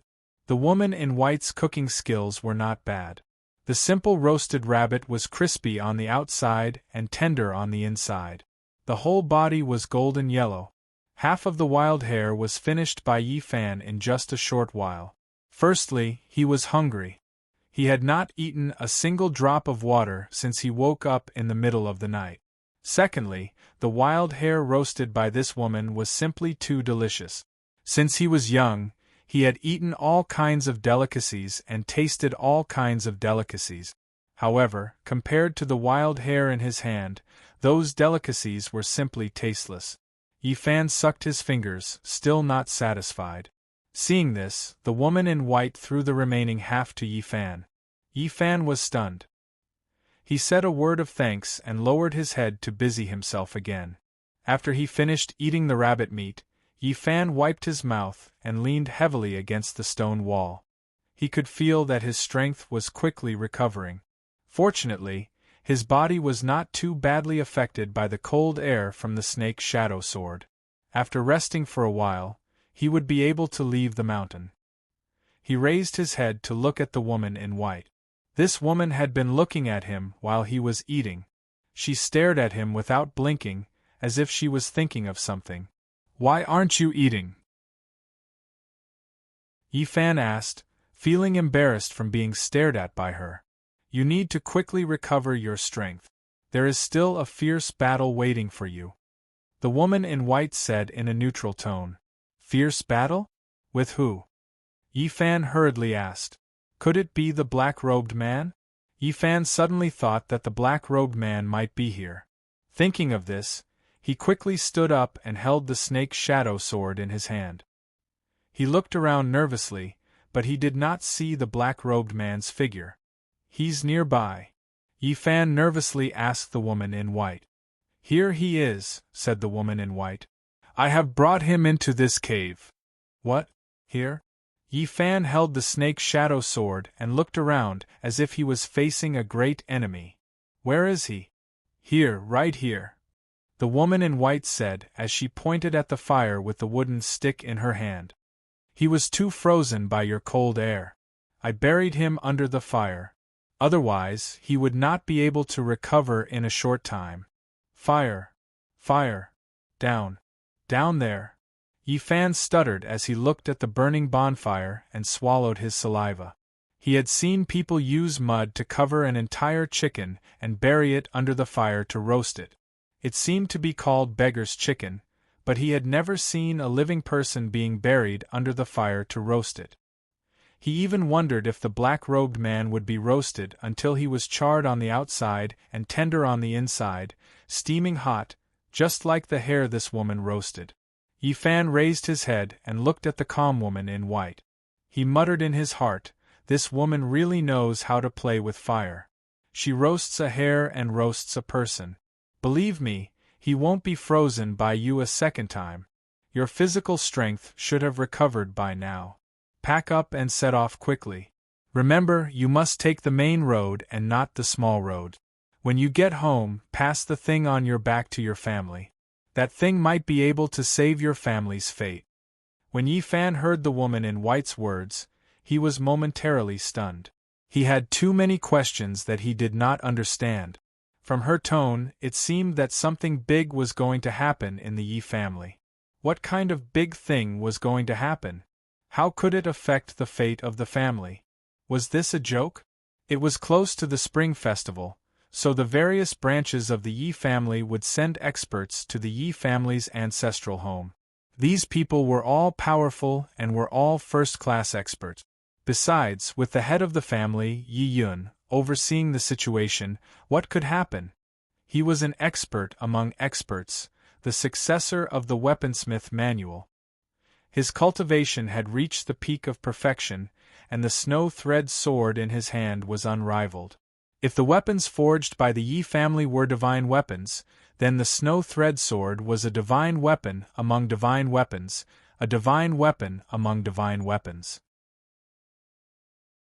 It was said that after Yi Yun inherited the weaponsmith manual, it took him 3 years to forge the divine weapon. On the day the sword was forged, a white light burst out from the sword furnace, which lasted for 3 days. Yi Yun fasted, took a bath, burned incense and prayed before taking the sword out of the furnace. The sword was snow-white and radiated a bright light. What was even more amazing was that the sword was born with sword chi. When a strand of hair floated towards the snow thread sword, it was cut into 2 before it even touched the sword. Yi Yun saw that the sword was as bright as the sun after the snow, so he named it Snow Thread. Yi Fan had never seen his grandfather Yi Yun's cultivation. He only knew that although Yi Yun was over 50 years old, he looked like he was around 40 years old. He did not look like an old man at all. Yi Fan had also never seen the true appearance of the snow thread sword because the sword was enshrined in the main hall of the ancestral home. Other than Yi Yun, no one else could touch it. If someone else told Yi Fan that the Yi family was about to meet a great disaster, he would definitely not care. What kind of status did the Yi family have? They were a famous family of the Great Ming Dynasty. Whether it was the court officials or the bandits, who would not be respectful to them, even the current emperor would have to give the Yi family some face. However, if these words came from the mouth of this woman in white who moved like a ghost, he had no choice but to believe them. Who are you people? Why did you save me? What kind of disaster will the Yi family encounter? If the Yi family has a fierce battle, who is the opponent? Yi Fan asked. He did not ask why the black-robed man wanted to be his enemy. The reason was very simple. The black-robed man wanted his things. You already know enough. Don't ask any more. Pack up and quickly leave. When this person wakes up, I will not stop him. The white-clothed woman said. Since the other party did not want to say, Yi Fan did not ask any more.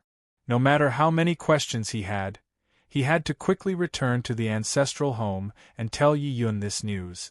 He had to make preparations in advance. Yi Fan thought as he put away the snake's shadow sword, carried the wooden chest, and turned to leave. Just as he walked out of the cave, Yi Fan turned around and returned to the cave. The white-clothed woman was quietly sitting by the fire. She was constantly fiddling with the fire. She seemed to have a lot on her mind. Why did you come back? The white-clothed woman asked without even raising her head. No matter what, you saved my life. I can't thank you enough. My name is Yi Fan. May I know my benefactor's name? Yi Fan bowed with his hands clasped in front of him. He knew that the white-clothed woman in front of him was in cahoots with the black-robed man. However, she had saved his life and even warned him that the Yi family was in trouble. Even though Yi Fan did not know why she was doing this, she was still his savior after all. There was no doubt about that. The white-clothed woman frowned and turned to stare at Yi Fan. After a long time, she said, "Fujiwara no Chiko." "Fujiwara no Chiko? Is she really a Japanese?" Yi Fan thought to himself as he bowed again. "Yi Fan will remember my benefactor's name. I will repay you in the future." After saying that, he turned around to leave. "Wait!" The white-clothed woman called out to Yi Fan. "Benefactor, is there anything else?" Yi Fan turned around and replied, "Take this first. It's useful to you." The white-clothed woman took out something from her pocket and handed it to Yi Fan. When Yi Fan took it with both hands, he accidentally touched the woman's hand. He felt that her skin was as smooth as ice and her bones were as soft as jade. The white-clothed woman quickly retracted her hand. Although she was wearing a veil, judging from the exposed skin on her face, she must be blushing. Yi Fan also felt awkward. He retracted his gaze and looked at the item in his hand. It was a red pendant. It was in the shape of a soaring phoenix. It was crystal clear. Perhaps it was because the white-clothed woman kept it close to her body. It felt warm to the touch and emitted a woman's fragrance. "This is..." Yi Fan did not know why the white-clothed woman gave him this item. This was something that only couples would give to each other. Could it be that this woman likes me? With that thought in mind, Yi Fan raised his head and looked at the white-clothed woman. "Wear it when you're facing an enemy. It has its uses," the white-clothed woman said coldly. This is too precious. This is too precious. How can I? I'm lending it to you, not giving it to you. After this calamity, I'll come and take it back." The white-clothed woman interrupted Yi Fan. "Thank you, benefactor. Yi Fan has a presumptuous request. I hope that Senior Chico can fulfill it." Yi Fan bowed. What presumptuous request? He just wanted to see the woman's true face. The white-clothed woman said. "Senior Chico is Yi Fan's benefactor. Although I know your name, I haven't seen your true face. In order to repay your kindness in the future, can you remove your veil?" Before Yi Fan could finish his sentence, he felt a strong gust of wind hit him in the face. His body was blown away by this strong gust of wind. With a thud, he landed outside the cave. Chapter 8. When Yi Fan arrived at the foot of Mount Qinyun, it was almost noon. On the way down, he felt like he was in a dream. It was so unreal, but the jade pendant in his hand clearly told him that all this was not an illusion. At this time, his physical strength had recovered to 80%. If he hurried through the night, he could reach the ancestral home tomorrow morning. But Yi Fan did not dare to be careless. He had to return to the ancestral home as soon as possible and tell Yi Yun everything. Now he could not show his face in public. If he encountered a Japanese master again, he would not be so lucky. Thinking of this, he hired a carriage from the roadside, threw an ingot to coachman, and got into the carriage. After telling coachman the destination, Yi Fan told coachman that he could only take the main road. If he reached the ancestral home before dinner, he would be rewarded. At that time, an ingot was not a small number. It could meet the annual expenses of a family of 3. When the coachman saw the windfall, his eyes immediately lit up. Usually, a few coins of silver was enough for him to work for 3 months. Now that he could earn so much money so easily, he naturally worked hard to serve them. He cracked the whip loudly, and the carriage almost flew up from the ground. Fortunately, they took the main road. If they took the small roads, the carriage would definitely overturn, Yi Fan thought. He did not dare to sleep in the carriage. He had to be on guard against someone blocking the road. It should be known that Japanese ninjas were best at tracking and assassination. It would be easy for them to follow him. But fortunately, the journey was surprisingly smooth. Before the sun went down, he arrived at the ancestral home of the Yi family. It was at the foot of the Eagle's Distress Peak. Yi Fan looked at the ancestral home halfway up the mountain and let out a long breath. The big stone in his heart finally fell to the ground.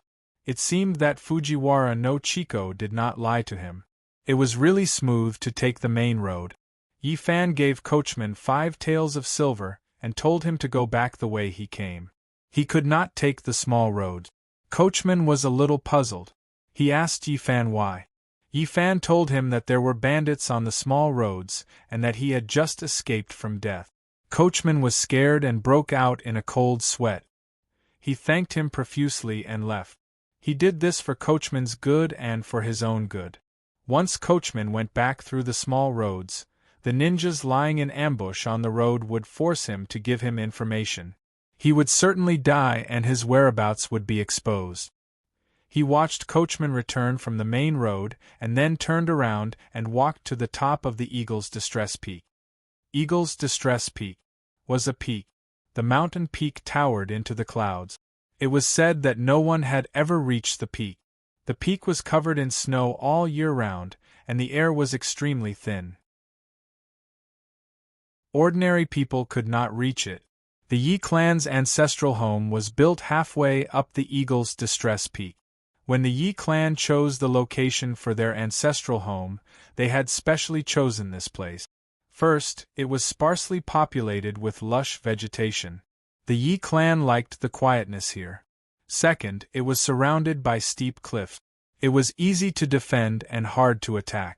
There was only one winding path up the mountain. The Yi clan controlled the military equipment of the imperial court. Naturally, there were many enemy countries that sent assassins to assassinate the Yi clan. Therefore, the Yi clan chose this place to build their ancestral home. The ancestral home was built with a grand and majestic aura. It covered an area of more than 10 mu and was completely built with hard granite. Not only was it very sturdy, it was also filled with mechanisms. Apart from the Yi clan, no one knew how to break the mechanisms. It was said that in order to test the power of the mechanism, the Yi family had opened the main gate of the ancestral house wide open, and then used a crossbow to shoot 3 sharp arrows made of fine steel into the gate. In the end, the moment the arrows flew into the courtyard, there were a few clinking sounds, and the arrows broke into several pieces. What was even more mysterious was that the Yi clan had secretly created 33 bronze men. The bronze men were the size of real people. They were driven by internal mechanisms. At night, the Yi clan would release these 33 bronze men to patrol the night. Of course, this was only a legend. Legends were always more unimaginable. Yi Fan had never seen any bronze men in his life. He had seen mechanisms, but they were only secret doors and tunnels.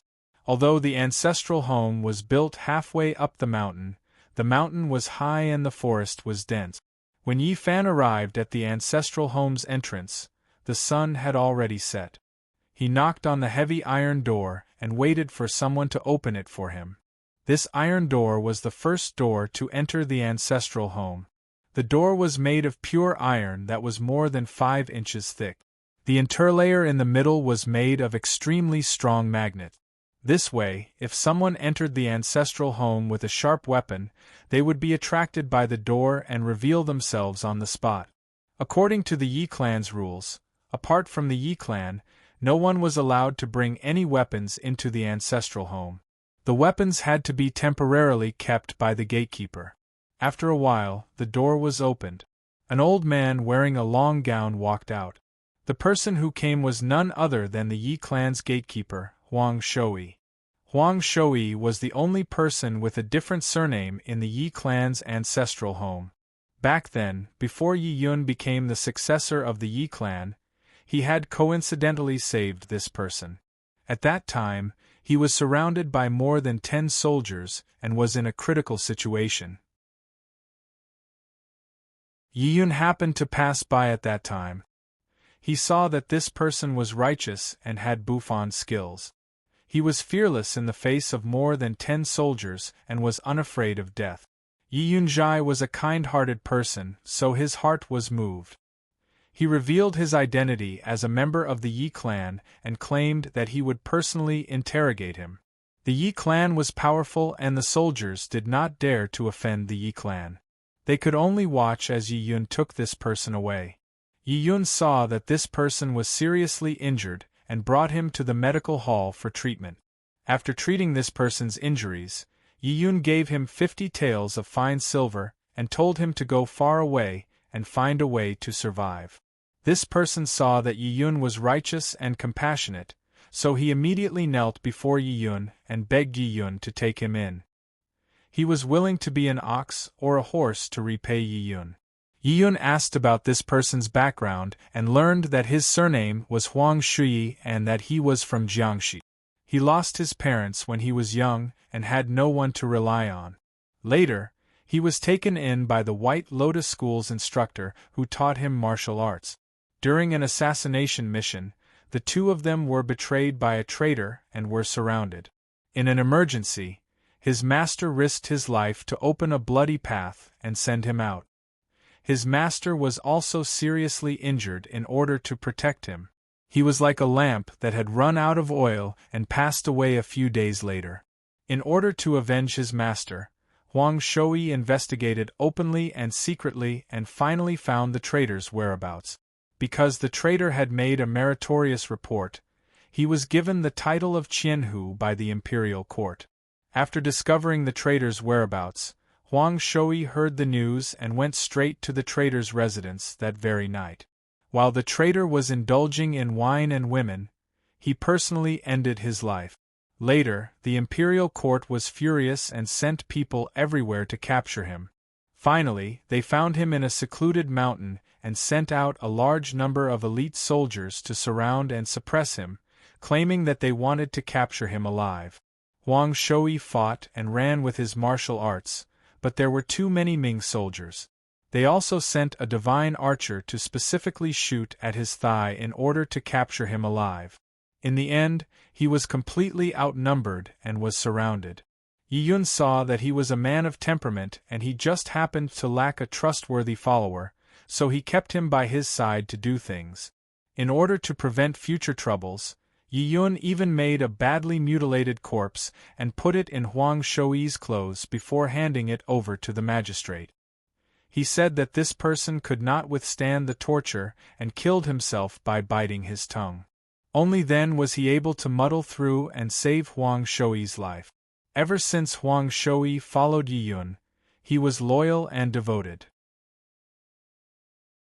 He did things cleanly and efficiently and never sloppily. It did not take long for him to gain Yi Yun's deep trust. Later, Yi Yun became the head of the Yi family. According to the ancestral rules, after becoming the head of the family, he could only live in the ancestral home. Yi Yun was helpless and made an exception to arrange for him to live in the outer courtyard of the Yi family's ancestral home and let him be the gatekeeper. "Young master, you've returned." When Huang Shui saw that it was Yi Fan, he hurriedly stepped forward and bowed. "All the people from the various branches have arrived. You're the only one left," Huang Shui said as he helped Yi Fan carry the wooden box. "Uncle Huang, let me do it. Quickly bring me to see the head of the family. I have an urgent matter." Yi Fan did not hand the box over to him. His father had instructed him to personally hand it over to the head of the family, Yi Yun. Huang Shui had followed Yi Yun for more than 10 years and had long since learned how to read people's expressions.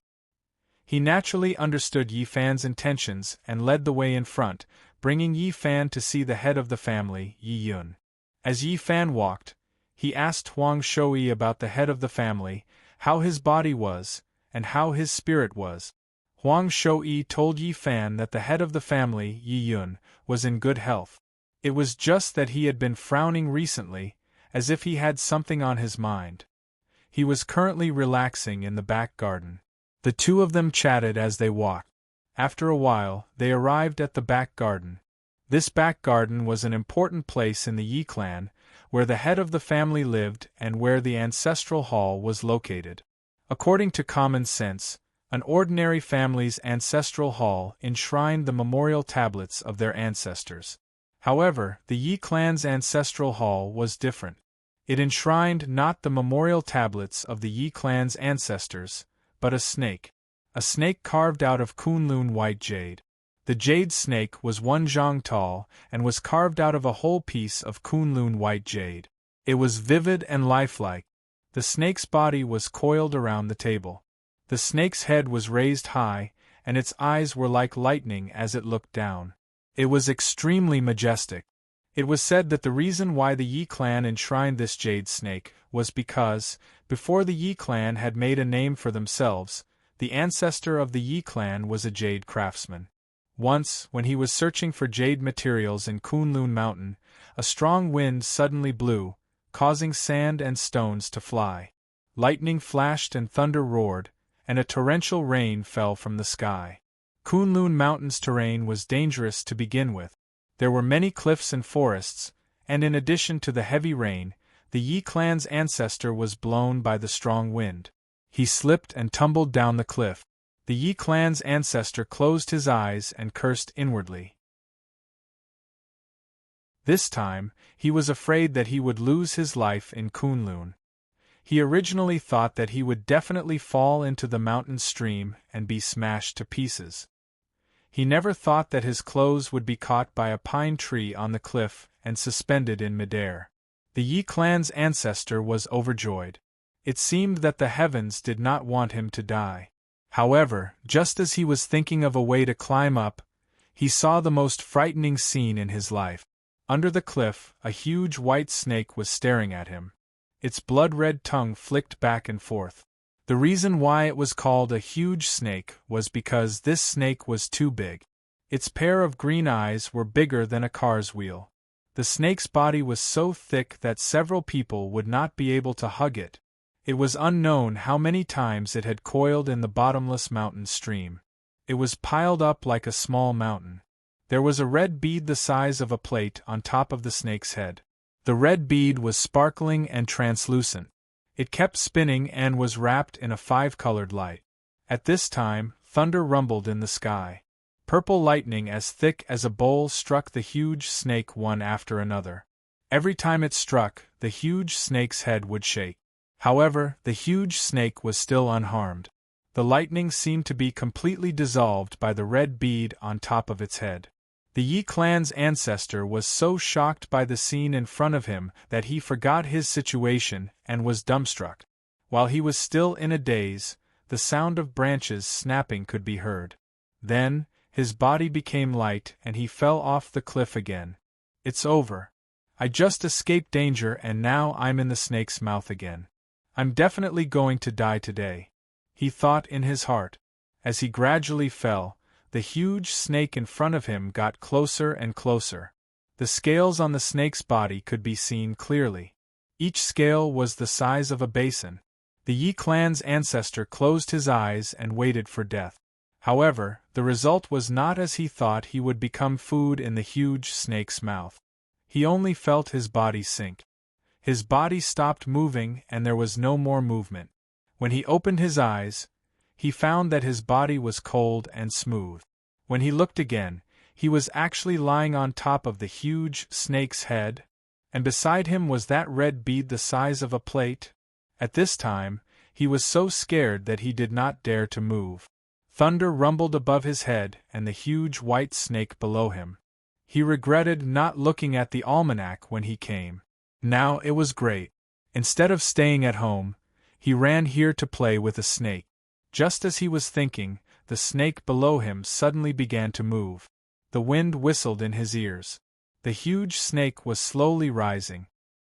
He immediately lay down on the snake's head and did not dare to move. The huge snake below him seemed to understand his situation. It rose quickly and steadily. At this time, the red bead's light had completely enveloped him. The thunder rumbled but did not strike again. In a short while, the huge snake had raised him to the flat mountainside. The snake's head stopped at the mountainside, but the snake's tail was still in the mountain stream. This huge snake was at least a few 100 feet long. After the huge snake stopped, it stretched its neck to the flat mountainside. Then, it lowered its head. He slid down from the snake's head and landed steadily. At this time, the thunder and lightning in the sky suddenly stopped. In an instant, the clouds dispersed and the rain cleared. Looking at the huge snake again, the red bead on its head had changed color. It was no longer red but golden. It was dazzling and golden. The bead was more than twice as big as when it was red.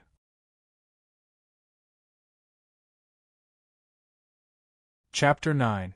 The Yi clan's ancestor was still in shock, and only calmed down after sitting on the mountainside for a long time. It was said that when animals cultivated to a certain stage, they would face a heavenly tribulation. This heavenly tribulation was the biggest test for animals' cultivation. It was said that snakes had to cultivate for 100 years before they could become flood dragons, and flood dragons had to cultivate for 1,000 years before they could become dragons. Generally, snakes in the mountains would have spirituality after a long time, so they couldn't be easily harmed. The biggest wish of animals' cultivation was to transform into a human form. Therefore, whether it was a weasel, a hedgehog, or a fox, transforming into a human form was their lifelong wish. However, there was one exception, and that was snakes. Their goal wasn't to become a human, but to transform into a dragon. For snakes, transforming into a dragon was more difficult than transforming into a human form. Generally speaking, if spiritual beings wanted to break away from their mortal bodies and transcend into a saint, they had to undergo 3 heavenly lightning baptisms before they could transform into a saint. However, spiritual beings that could undergo 3 heavenly lightning baptisms were very rare. Most of them would be destroyed by the heavenly lightning during the first heavenly tribulation. Therefore, it was common to see some burnt bones of animals in the mountains. Those were spiritual beings that failed the tribulation. There were usually 3 reasons for failing the tribulation. First, the spiritual beings themselves didn't have enough spiritual power. Generally speaking, they would experience a heavenly tribulation every 60 years. Therefore, during these 60 years, the spiritual beings had to cultivate with all their might and couldn't slack off. They had to maximize their spiritual power. This was so that they could survive the heavenly lightning baptisms.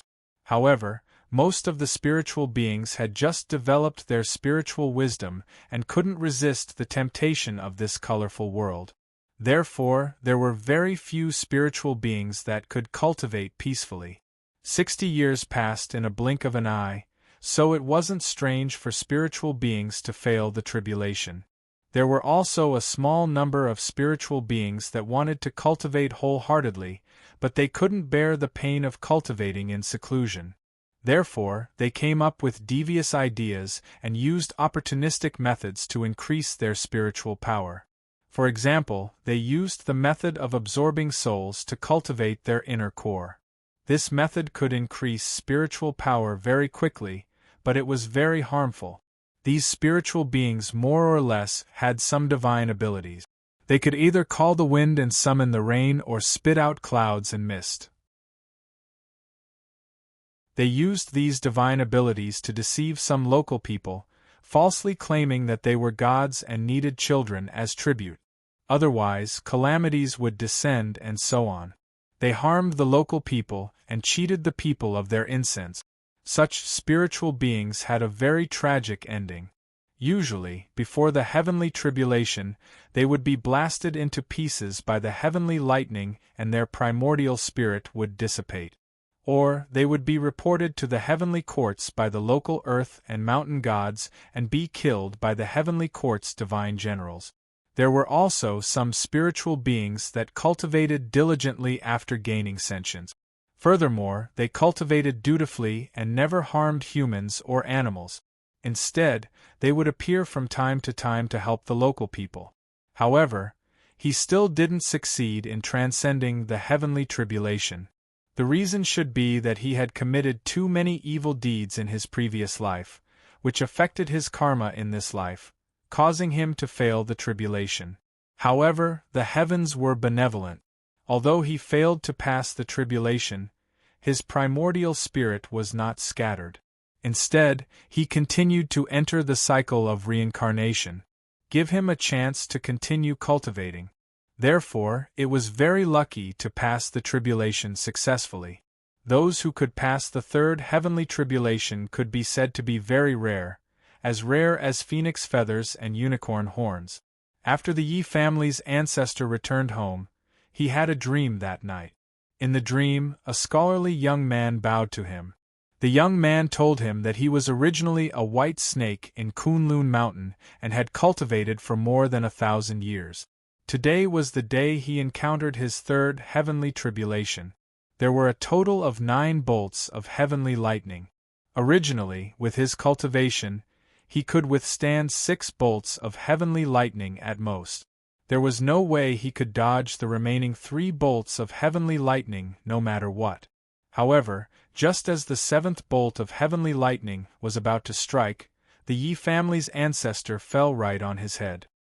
He knew that he definitely couldn't dodge the remaining 3 bolts of heavenly lightning. Now that he saw someone fall into the mountain stream, rather than losing his life in vain, he might as well save this person with all his cultivation. Therefore, he used all his spiritual energy to cover him and sent him to a flat place. After he saved him, he found that the heavenly lightning had already dissipated. Now, he already knew that the heavens considered him to be kind-hearted and honest.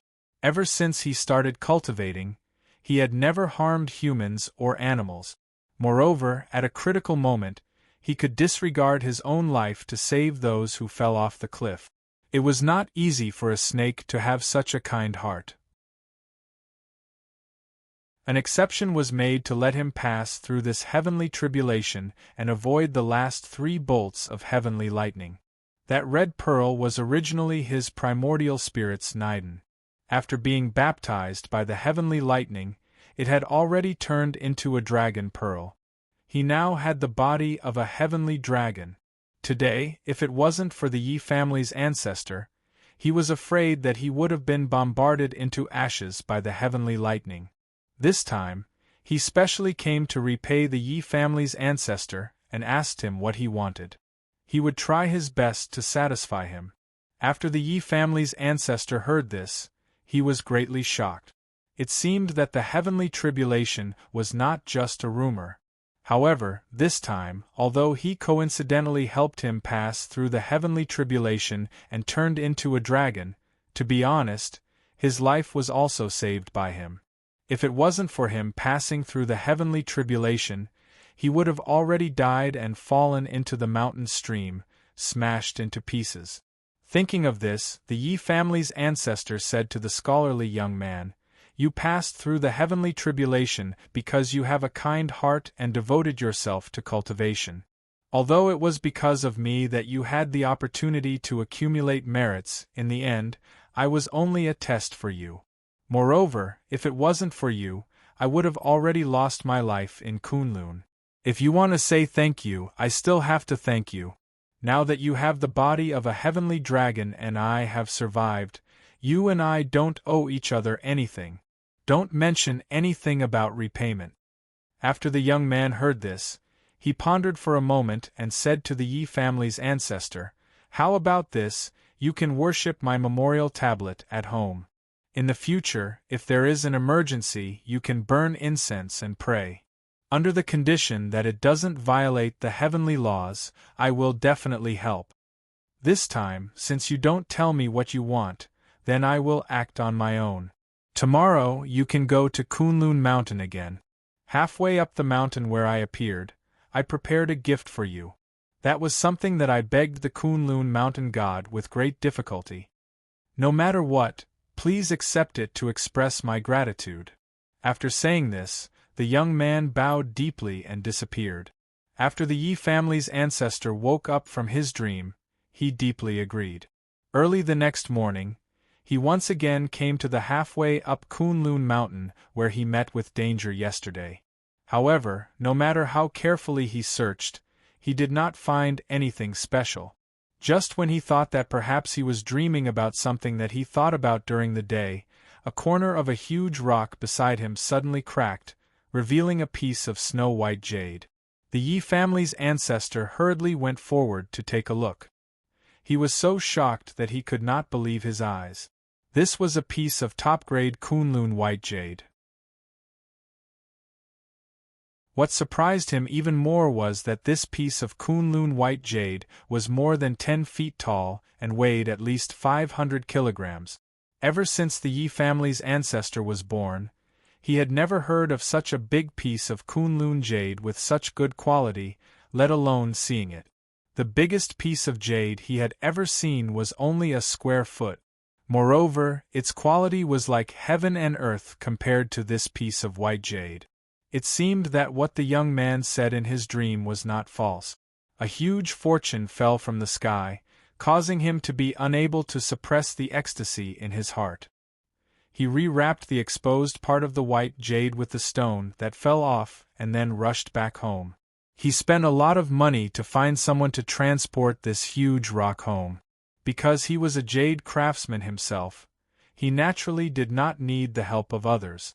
After a few days, he finally completely peeled off this piece of Kunlun jade. The entire piece of white jade was sparkling and translucent with a gentle color. Especially at night, it emitted a gentle white light like a luminous pearl. It illuminated 5 steps and was magnificent. The Yi family's ancestor did not expect that the white snake would give him such a generous gift. Thinking that the white snake had already become a dragon and promised to grant his request, the Yi family's ancestor decided to simply carve this piece of jade into the shape of the white snake and worship it for generations. After thinking about it, he began to pretend that he was ill and shut himself in. He spent half a year carving this piece of Kunlun white jade according to the shape of the giant snake. After fasting, changing clothes, burning incense and bathing, he enshrined the statue in the secret chamber. On the night of the enshrining ceremony, the scholar-looking young man appeared in the Yi family's ancestor's dream again. In the dream, the young man asked him why he did not offer the white jade to the current emperor. If he did, the emperor would definitely give him glory, splendor, wealth and rank and promotion. The Yi family's ancestor told the scholar that he had been saved by the immortal and he had no way to repay him. Now that the immortal has given me such a beautiful piece of jade, I really feel bad. In order to repay the immortal's kindness of saving my life, I will offer Buddha with borrowed flowers. I will carve this beautiful piece of jade into the immortal's appearance to show my sincerity. As for the glory, splendor and wealth, the leftover jade would be enough for him to live the rest of his life. The young man laughed heartily and said, "How rare. It's rare that you have such a pure heart and few desires. If you have any difficulties in the future, you can tell me and I will definitely help you." After saying that, he disappeared.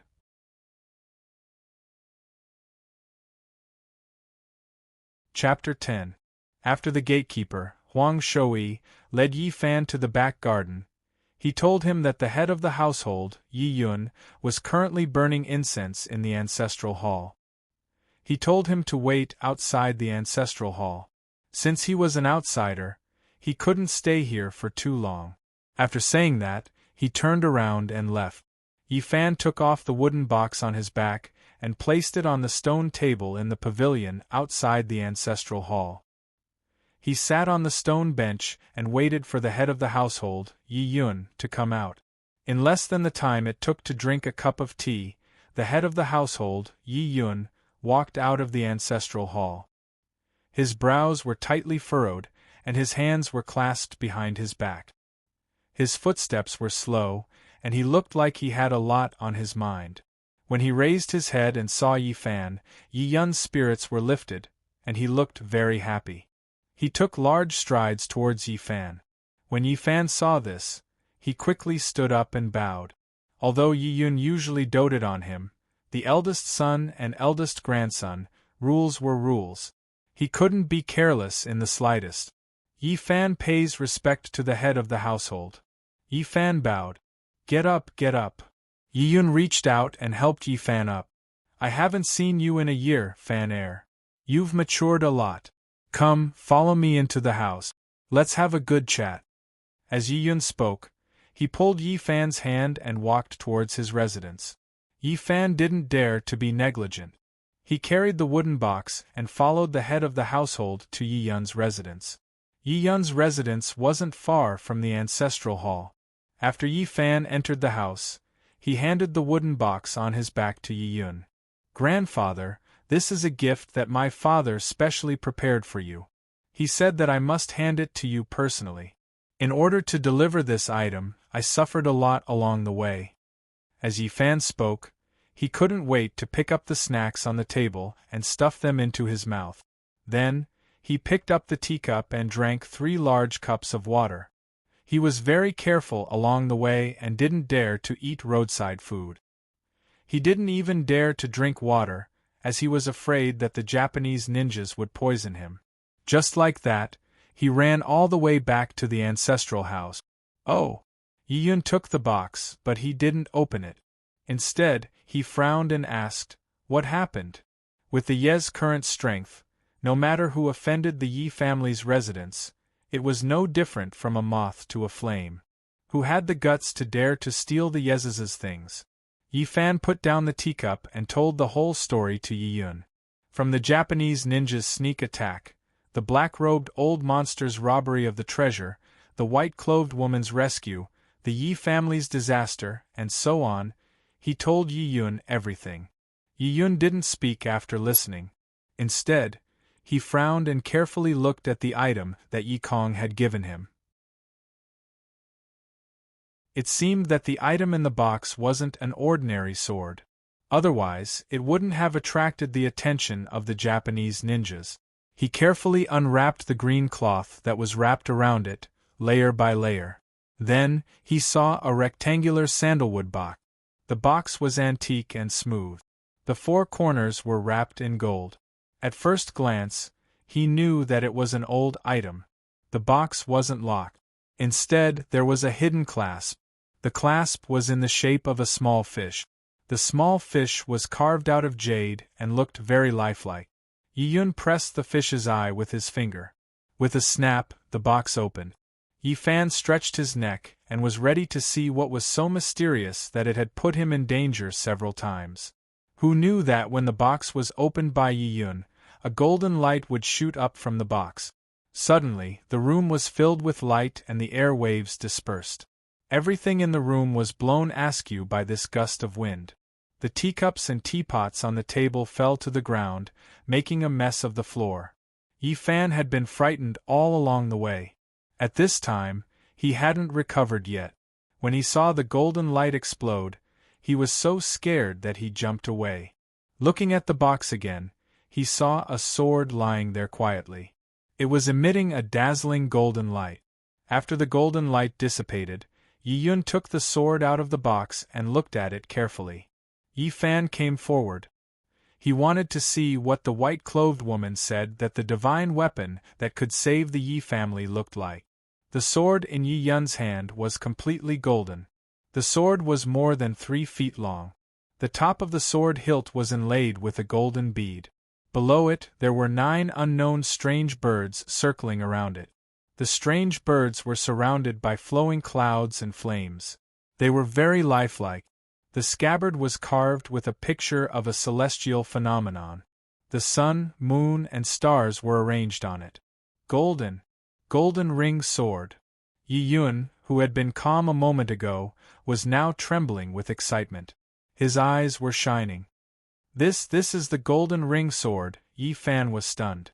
Ever since he was born, he had never seen his grandfather so excited. Even when his grandfather defeated many of the Yi family's swordsmithing experts to become the head of the Yi family, he was not as excited as he was today. "Grandfather, this golden ring sword, is it very powerful?" Yi Fan was somewhat puzzled. The Yi family was a family of weaponsmiths. As the head of the Yi family, his grandfather, Yi Yun, had seen all kinds of peerless divine weapons. Today, this golden ring sword could actually make the head of the Yi family so excited. Yi Fan could not figure it out. In his eyes, his grandfather's treasured sword, Snowthread, was the supreme sword among swords. It was a divine weapon among divine weapons. Even his grandfather had said that snow thread was the work he was most satisfied with in his life. It could be said that there were very few weapons in the world that could defeat snow thread. At this time, Yi Yun was still immersed in great joy. He did not hear what Yi Fan said to him. He was still looking down and carefully admiring the treasured sword in his hand. As he stroked the treasured sword, he muttered to himself with a pious expression. It seemed that he was just short of worshipping this treasured sword. Seeing this scene, Yi Fan wanted to laugh. It was said that people were like children when they got older. It seemed that this was indeed the case. He simply picked up the chair that had been flipped over by the chi wave and sat down on it, waiting for his grandfather, Yi Yun, to come back to his senses. There was no point in just sitting there, bored to death. His gaze fell on the red sandalwood box on the table. The whole box was made of a precious whole piece of Venus red sandalwood. Its surface was dotted with golden stars. Yi Fan knew a thing or two about this kind of wood because he had been influenced by what he saw and heard in the pawnshop since he was young. It was called 10 sandalwood and 9 void. To be able to make such a big Venus red sandalwood box, it would take at least a few hundred years of old. Yi Fan habitually held the box in his hand and carefully played with it. He did not expect that he would be able to see through this.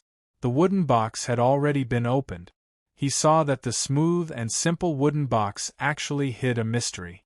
The inside of the box was densely packed with many words and patterns. In the middle of the box there was a lotus with 9 leaves.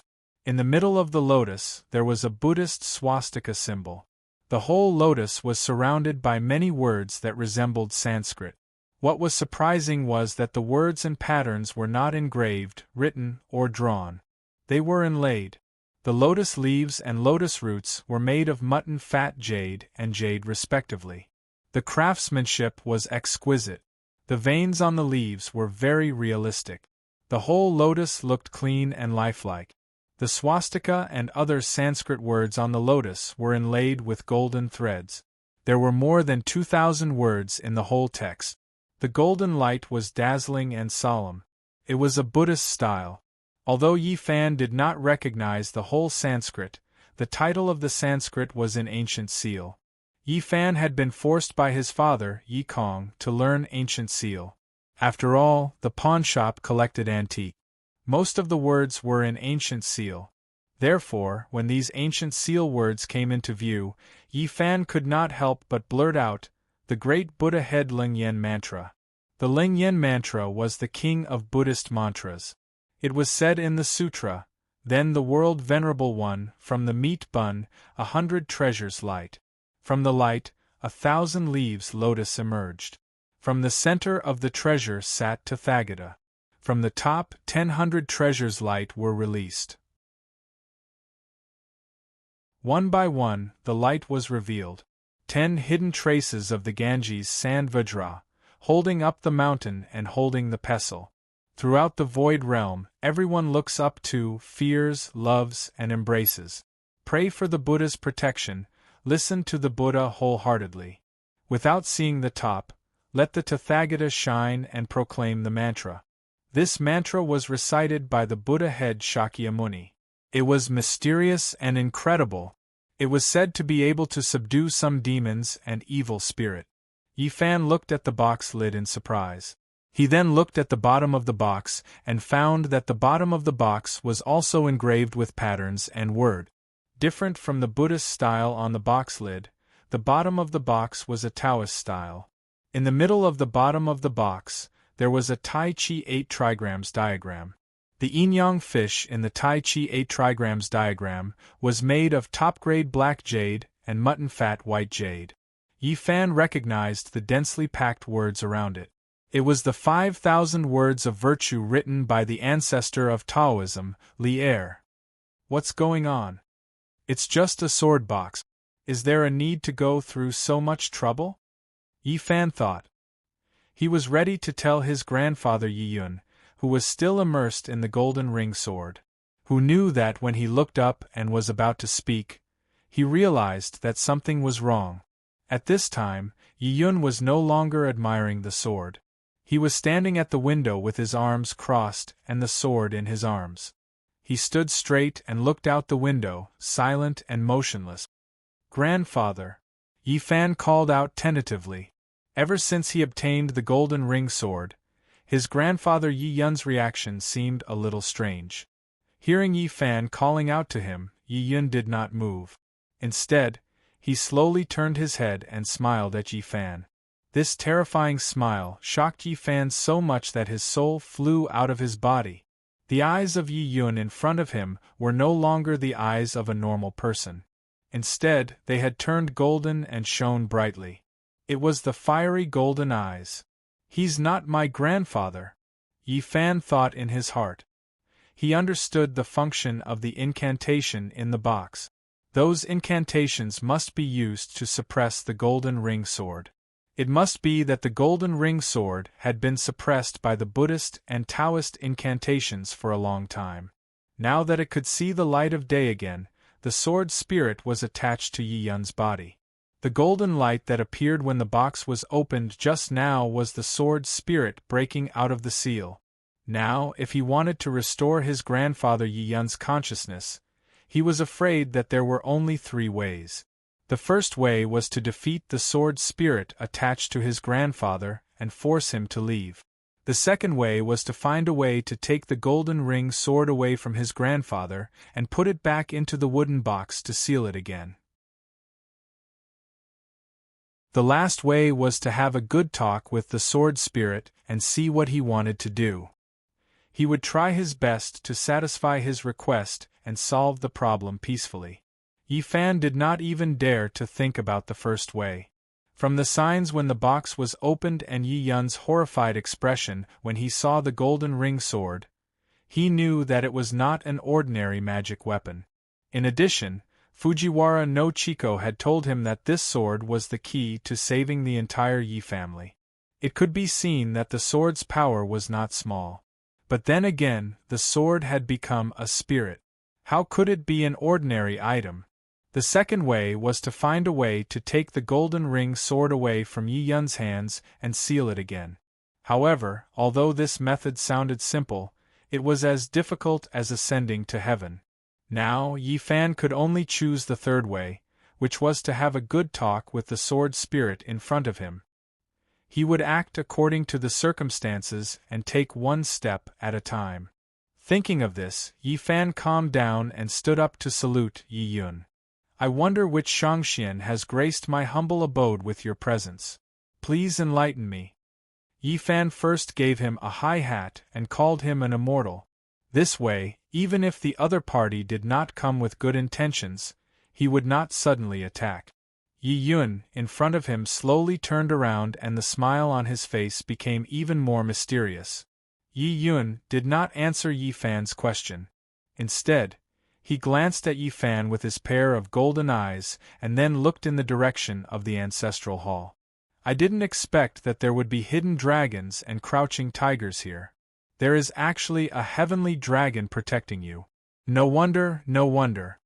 After saying this, he turned around again and continued to look out of the window. After so many years, the famous eldritch of the past has actually become so refined and polite. He saluted me and called me an immortal. Alas, heaven is really unpredictable. Yi Yun sighed. Yi Fan did not fully understand these words. However, he understood the first part of the words. This sword spirit was indeed powerful. He could recognize the heavenly dragon worshipped in the ancestral hall at a glance. However, he did not understand the latter part of the words. He was clearly the eldest grandson of the Yi family, Yi Fan. How could he be the eldritch that the sword spirit spoke of? Who was eldritch? Just as Yi Fan was about to ask the sword spirit why he was attached to Yi Yun, he suddenly heard a strong gust of wind outside. Sand and pebbles flew everywhere. The weather was fine just a moment ago, but it suddenly became cloudy.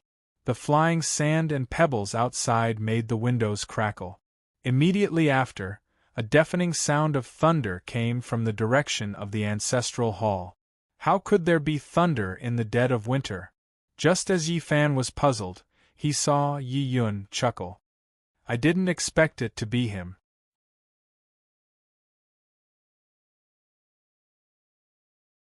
Chapter 11. The young man in front of him was dressed in white and had a square headscarf on his head. His face was like the autumn moon, his eyes were like cold stars, his lips were red and his teeth were white. He looked like an immortal. After he pushed the door open, he slowly walked towards Yi Yun, while Yi Yun looked at him with a smile. Yi Fan was a little confused. He thought that everything would be fine after he returned to the Yi clan's ancestral home and he could have a good rest. But now, so many strange things happened before he even drank a few mouthfuls of water. If he guessed correctly, this person should be the white snake that saved the Yi clan's ancestor and successfully passed the tribulation. No, it should be the sky dragon now. One was the golden ring sword spirit, the other was the sky dragon true body. These two people that Yi Fan didn't even dare to think about usually appeared in the Yi clan's ancestral home at the same time, making him feel a little overwhelmed. Everything happened too suddenly. Before the first wave subsided, another wave arose. But no matter what, the appearance of the sky dragon was a good thing. The Yi clan had worshipped him for so many years.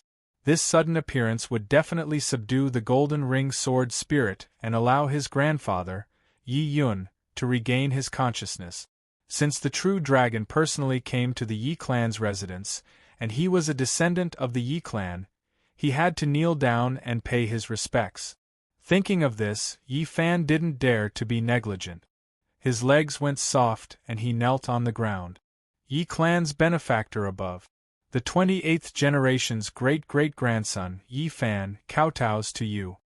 After he finished speaking, he bent over and kowtowed a few times. Get up first and stand aside, the young man said. He had already arrived in front of Yi Yun and stared at Yi Yun. Yes. Yi Fan got up and stood aside with his hands by his side. I haven't seen you for a few hundred years. I didn't expect you to have successfully passed the tribulation and become the sky dragon true body. Yi Yun finally spoke. You're not bad either. 80% of your evil aura has been removed. The day of your ascension is just around the corner. The young man said. Hee, then tell me, are you stronger or am I stronger now? Yi Yun laughed. I don't know. The young man shook his head and replied. Hee, why don't you give it a try? Yi Yun took a step forward, and the distance between them was now less than 3 feet. If the two of us were to compete, I'm afraid this agonizing hawk peak would be destroyed. Besides, I'm in an important position now. I can't act recklessly like before, the young man said with a smile. You're still the same as before. You're always cautious and watertight, Yi Yun said. You're still as bad-tempered as before. You won't give up until we're done. If you had listened to me back then, you would have already ascended. Why would you be trapped in this treasured sword? The young man continued. Since when did you become so wishy-washy? Are you going to compete or not? Yi Yun did not give up. If you don't want to compete, I will definitely not leave. How do you want to compete? The young man seemed to have no idea. Ha, same old rules, 3 moves.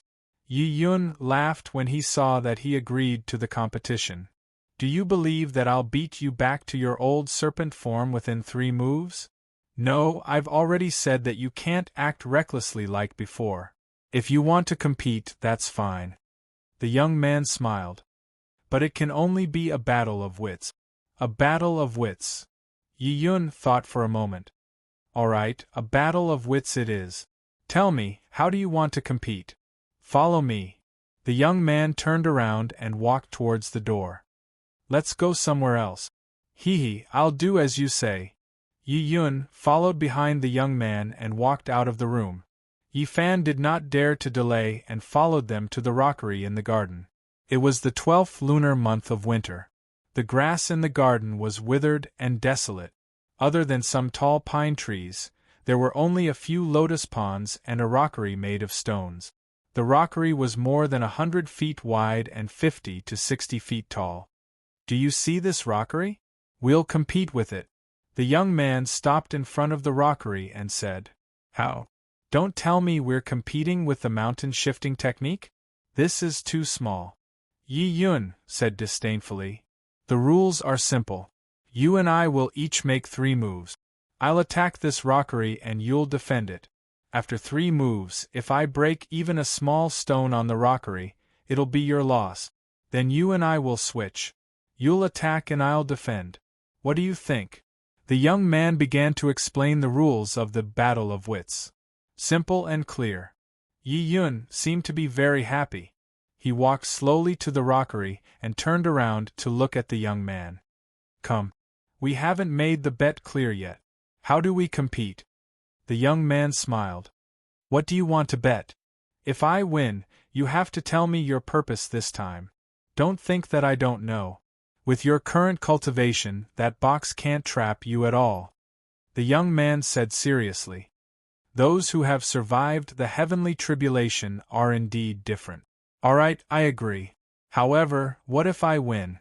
Yi Yun tilted his head and looked at the young man. What can you give me? Is it going to rain on me? Haha. Haha, if I lose, I'll show you my original snake form. What do you think? The young man seemed to be very confident. Ha ha ha ha, good good good. That's a good idea. Yi Yun clapped and laughed. I've only heard of snakes transforming into dragons, but I've never seen a dragon transforming into a snake. You can't go back on your word. This isn't the first time we've made a bet. When have I ever gone back on my word? The young man laughed. All right, come. Yi Yun stopped smiling and walked directly to the rockery. After standing still, Yi Yun slowly floated up from the ground and stopped 3 feet above the ground. His whole body was covered in golden light. Light and shadow flowed around him like a god descending from the heavens. In this dark night, he was especially eye-catching. Golden light array? I haven't seen you for a few 100 years and you've actually mastered such a profound array. It seems like you've already made preparations for your tribulation. Alright, I'd like to see what realm you've reached. As the young man spoke, he took out an item. It was a bead the size of a walnut. It was completely red and surrounded by auspicious chi. It floated in his palm and kept spinning. Without another word, the young man threw the bead in his hand at the rockery. A red beam shot towards the rockery like a shooting star. Boom! With a loud bang, the bead hit the rockery solidly. Immediately, golden light shot out in all directions. The ground around the rockery was instantly filled with chi waves, stirring up dust several feet high. What kind of power was this? Yi Fan thought to himself. Not to mention the rockery, even a real mountain would have a huge hole in it. He was suddenly worried about his grandfather, Yi Yun. He didn't care how badly the sword spirit was beaten up. The most important thing was that his grandfather's body wasn't damaged. The dust that filled the sky finally dissipated. Yi Fan rubbed his eyes and only then did he see clearly what was in front of him. What he saw shocked Yi Fan so much that his eyeballs nearly fell to the ground. The scene in front of him was not filled with rubble as he had imagined. Not to mention rubble, even the withered grass on the rockery had not fallen. Instead, the bluestone slabs around the rockery had been completely shattered.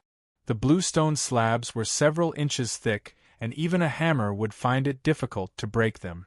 But now they had been shattered into pieces. Looking at Yi Yun again, it was as if nothing had happened. Not to mention being injured, there wasn't even a speck of dust on his body. As for the bead, it was still floating in midair and spinning. Thunder fire bead? Yi Yun said, How did this thing end up in your hands? Don't worry about that. This is just the appetizer. It's just a small test. Prepare for my second move.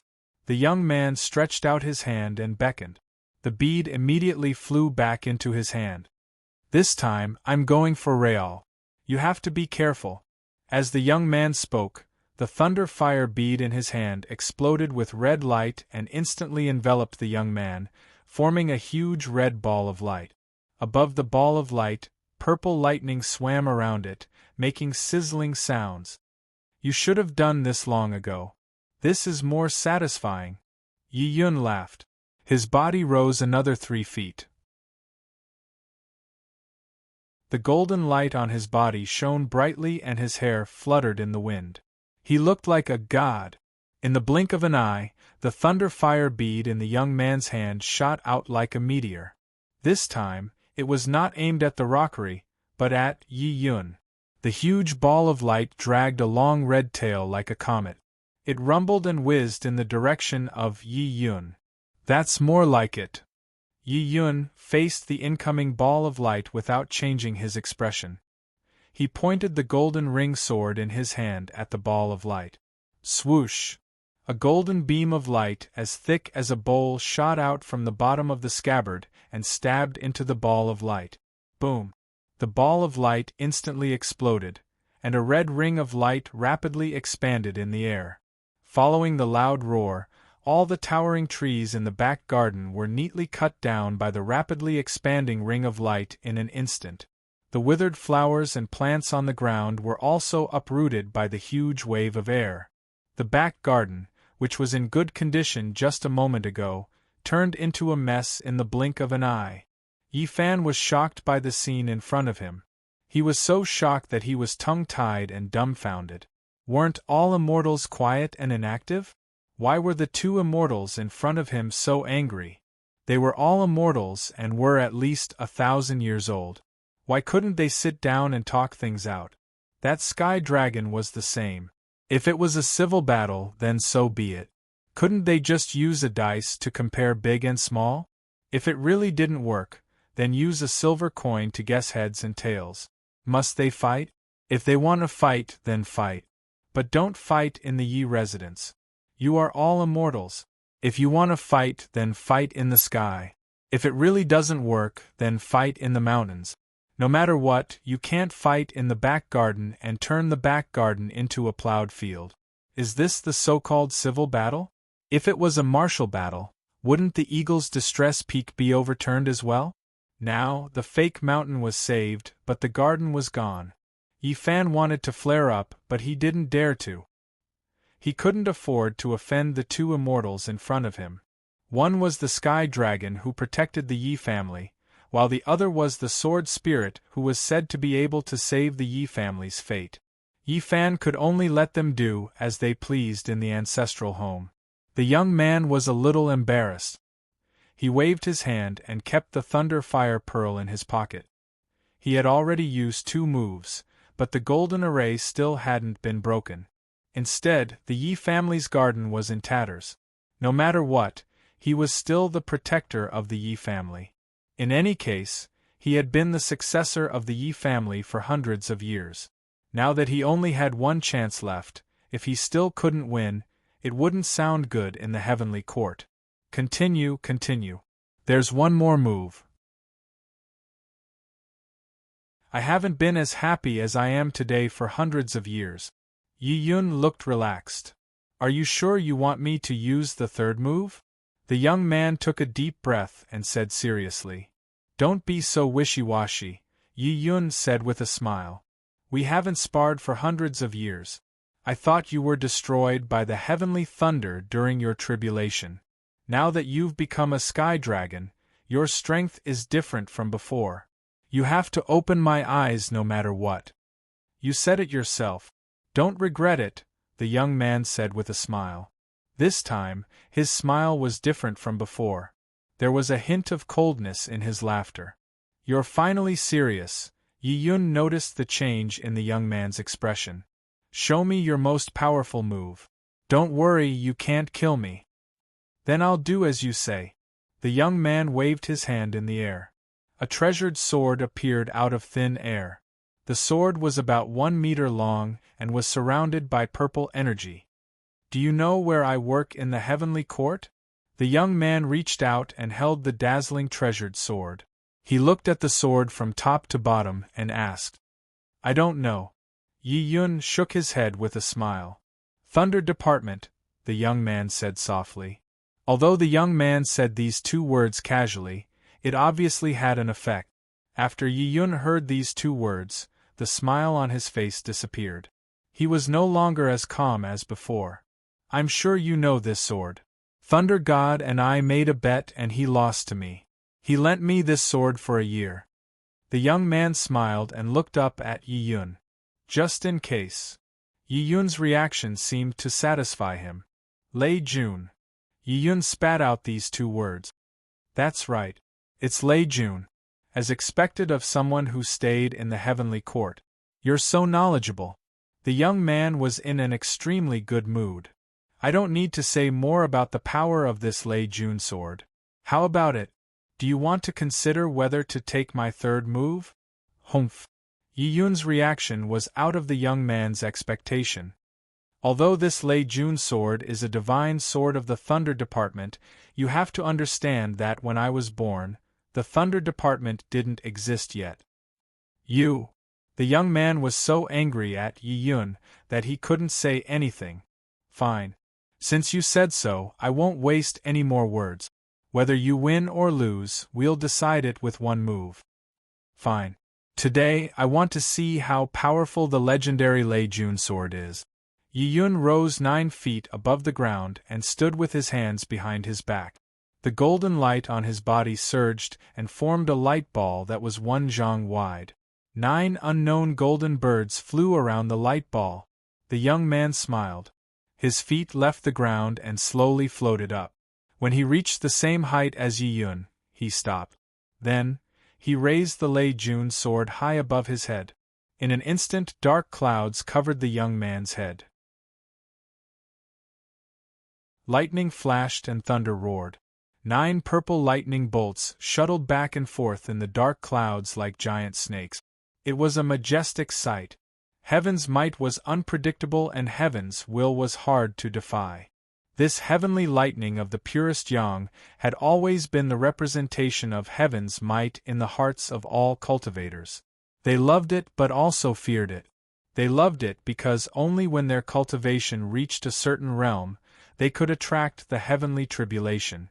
They were afraid because only a few could safely pass through the heavenly tribulation. Heaven's grace is vast and mighty. All things in the world. The young man spoke in a cold voice. Purple firmament divine might, 10,000 thunderbolts. Just as he finished speaking, the weather changed.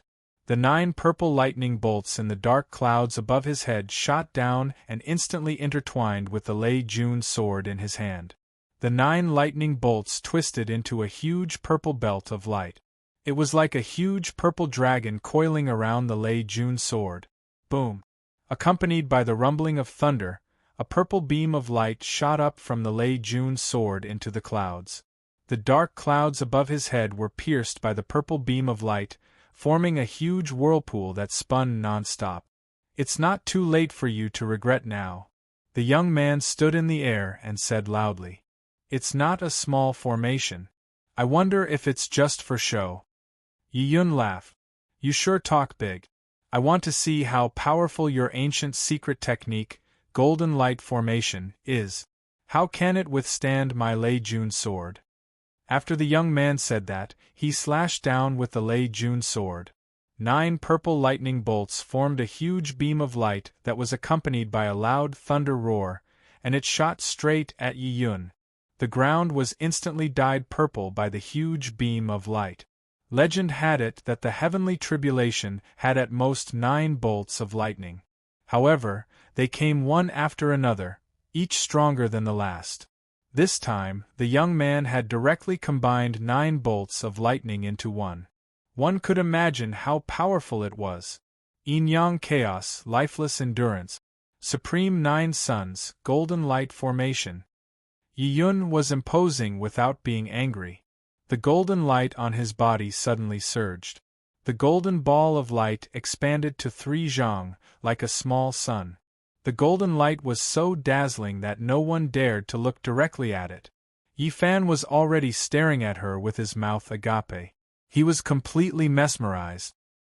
He was thinking about when he would be satisfied if his cultivation could reach 1/10,000th of the two people in front of him. However, he reckoned that this hatred would never end in this lifetime. The purple lightning arrived as soon as he said it would. In the blink of an eye, it struck the golden ball of light on Yi Yun. Boom! The golden ball of light and the purple lightning collided, causing the ground to tremble. Shock waves spread out in all directions. The shock waves from the shock waves spread out rapidly with the two at the center. All the bluestone slabs in the back garden were instantly shattered and sent flying into the air. In an instant, gravel fell to the ground like a rainstorm, stirring up a cloud of dust that was more than 10 zhang high. The towering trees in the garden that had been chopped in half were completely uprooted. They flew into the air before falling heavily to the ground. Yi Fan used his long sleeves to block the dust before looking at the two people. The two people were still in midair. The dark clouds above the sky dragon's head had already dispersed. The golden light on Yi Yun had also disappeared.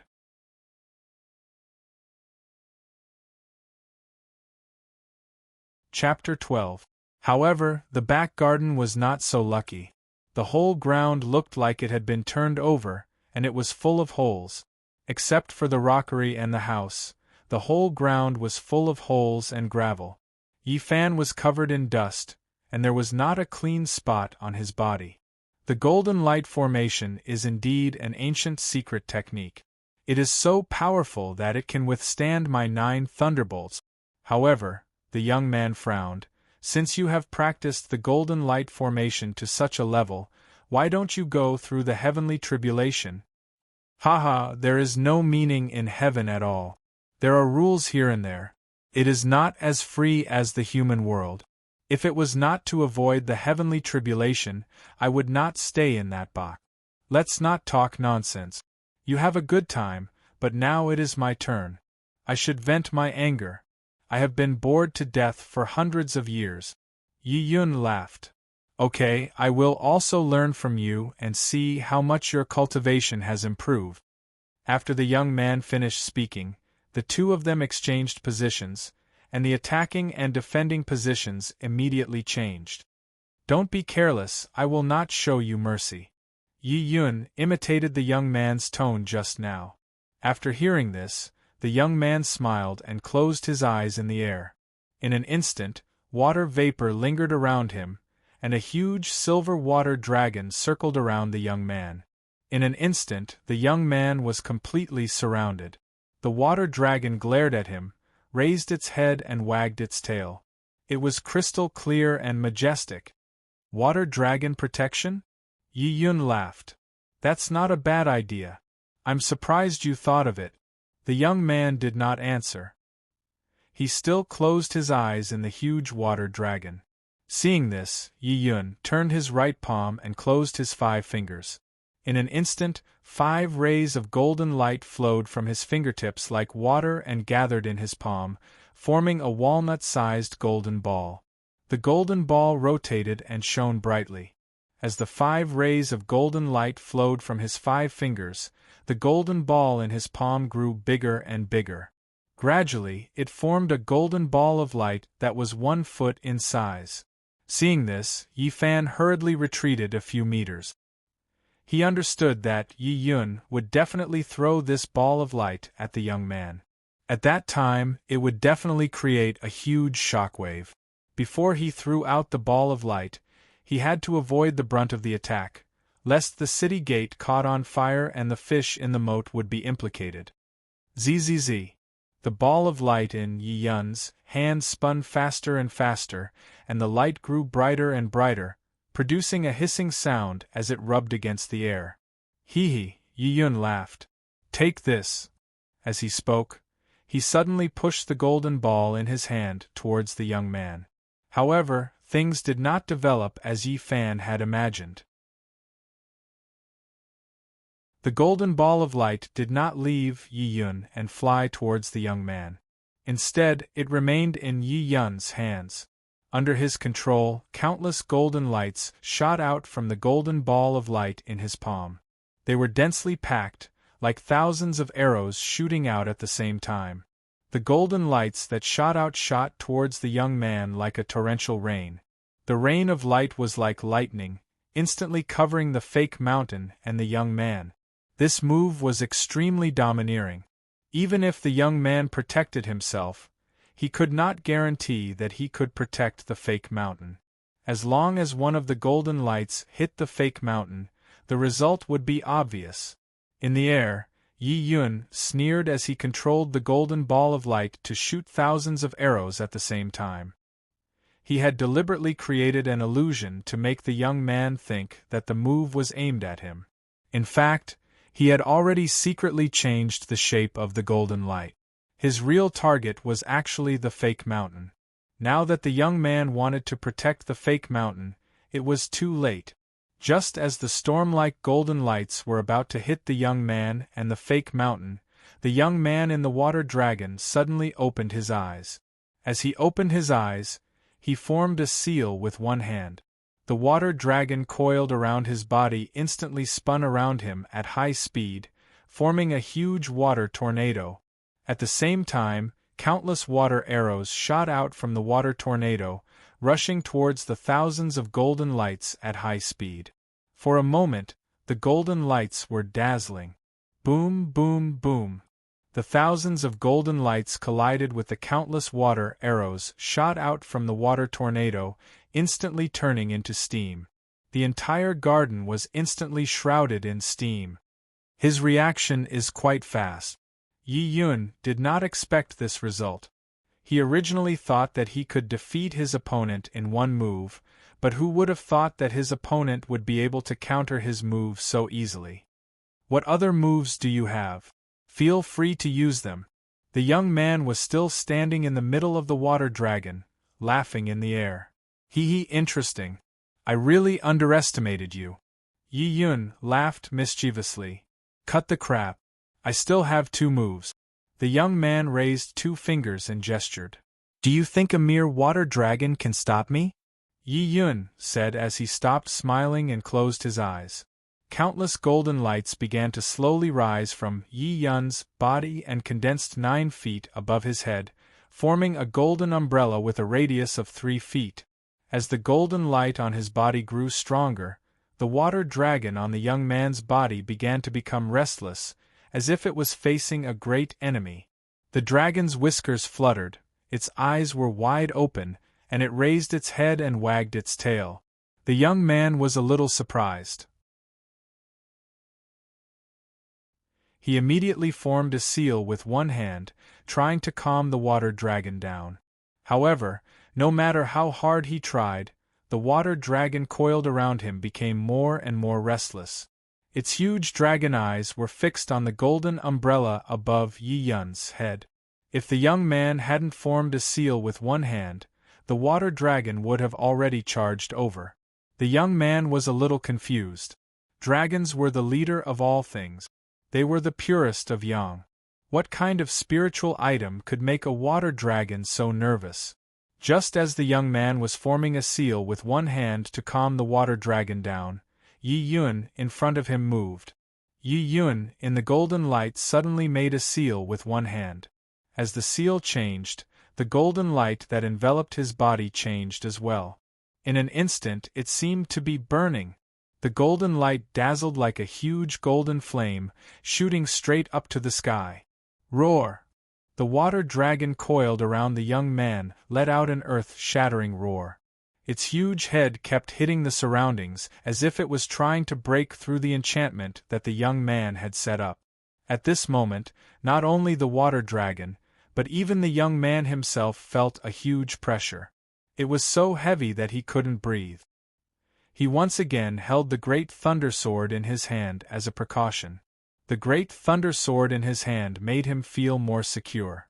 After all, the great thunder sword was a divine weapon of the thunder sect. It represented the power of the heavens. However, he still couldn't figure out what kind of spiritual item the young man had brought. How could it be so powerful? Ever since he had gained sentience, he had never felt such an overwhelming pressure apart from when he was undergoing the heavenly tribulation. Even though he was now an 8-headed heavenly dragon, he still felt a sense of fear. It was different from when he was undergoing the heavenly tribulation. It was a fear that came from his bones. Could it be? The young man suddenly recalled a spiritual item, but he immediately shook his head. It was impossible. God's grace is as vast as the ocean, His might is as deep as the prison. The 9 heavens supreme, the golden Pung, is here. Yi Yun in the air yelled loudly. As soon as the words left his mouth, the golden canopy above Yi Yun suddenly emitted a golden light and turned into a dazzling flame. After a high-pitched shriek, a giant bird with its wings spread out broke through the golden flames and hovered above Night Cloud's head. Its eyes were wide open, its wings and claws were golden. There was a poem as proof: the head of the golden Pung Kuan, the eyes of a leopard. It shook the north and the south, strong and brave. It soared into the sky, and the dragon laughed miserably. Hundreds of birds hid their heads in the wind, and the birds trembled in fear with their claws. A golden-winged Pung. The young man was soaked in cold sweat. According to the records in the Buddhist scriptures, the golden-winged Pung was the protector of the Buddha. It loved to eat dragons. Due to their long bodies, the golden-winged Pung tasted the dragons like noodles to humans. Therefore, the dragons were the most afraid of the golden-winged Pung when their lives were in danger. No wonder, the young man thought. No wonder the water dragon was so anxious. Roar! The water dragon on the young man became even more restless as soon as the golden-winged Pung appeared. Its eyes turned red as it let out a series of roars. Its body grew bigger as its scales spread out. Shui Yuan, calm down, the young man said while stroking the water dragon. I'm here, don't be afraid. As the young man comforted the water dragon, he took out the thunder fire bead and activated it again. Under his control, the thunder fire bead glowed red again, and in the blink of an eye, it became 1 foot long. It spun non-stop, and faint purple lightning appeared on it. Shui Yuan, catch. As soon as the young man finished speaking, the thunder fire orb in his hand slowly rose up and flew toward the water dragon. The water dragon opened its mouth slightly and a dazzling silver light shot out. A foot-long silver orb slowly flew out of the water dragon's mouth and floated toward the thunder fire orb. After the red and white beads met, they instantly merged into a golden bead. The golden color was dazzling and dazzling. The water dragon opened its mouth again and sucked the golden orb into its mouth. Then, it closed its huge eyes. Buzz! As soon as the golden bead entered its mouth, the water dragon immediately underwent a huge change. Its entire body began to gradually change color. From the dragon's mouth to the dragon's horns, then to the dragon's body, scales, and claws, everything turned purple in an instant. The dragon's body also doubled in size. Its entire body was surrounded by purple lightning, and its 3-foot-long whiskers were slightly fluttering. Roar! The water dragon opened its eyes. Its eyes were blood-red and majestic. A deafening dragon roar rang out. At this moment, the water dragon was no longer as restless as before. Instead, it was like an overlord looking down on the world. It calmly looked at the golden-winged rock in front of it. You are very smart. You actually thought of combining the thunder fire orb and the water dragon. Yi Yun smiled. Likewise. I also didn't expect you to be able to summon a rock. The young man said. Who do you think will win this round? Your Shui Yuan or my golden rock? Yi Yun asked. That's hard to say. However, one thing is for sure. If both of us attack at the same time, not to mention this garden, even the entire agonized Eagle Peak would tremble. The young man said seriously. I don't care. I'm not from the heavenly court. I don't have so many rules. Even if the entire agonized Eagle Peak is turned upside down, I don't care. Yi Yun smiled evilly. Forget it. I admit defeat. The young man said as he released the seal. Shui Yuan, you can go back. With that said, he waved at the water dragon. The thunderfire orb flew out of the water dragon's mouth and landed in his hand. He looked at the water dragon again. It immediately returned to its original appearance. After nodding 3 times at the young man, it disappeared. The young man knew that if both of them attacked at the same time, it would definitely affect agonized Eagle Peak. It was inevitable that innocent people would be hurt. As a member of the Heavenly Court, he had to abide by the heavenly rules. Harming lives for no reason was a serious crime. Fortunately, Yi Yun reminded him. Otherwise, things would really have gone south. Ha ha ha ha. Forget it. It's a draw. Yi Yun looked up to the sky and laughed. It seemed like he enjoyed forcing the young man to admit defeat. Since the other party had no intention of competing, he didn't want to fight anymore. With a wave of his right hand, the golden-winged ping disappeared into thin air. The two of them slowly landed on the ground. After landing, Yi Yun walked up to the young man and put his arm around his shoulder. Brother Bai, you're too mean. You're either using a magic tool or a water dragon when you're fighting, but you don't show your strength. You're a little petty. The young man looked helpless. He waved his hand and smiled. I can't beat you, Brother Jean.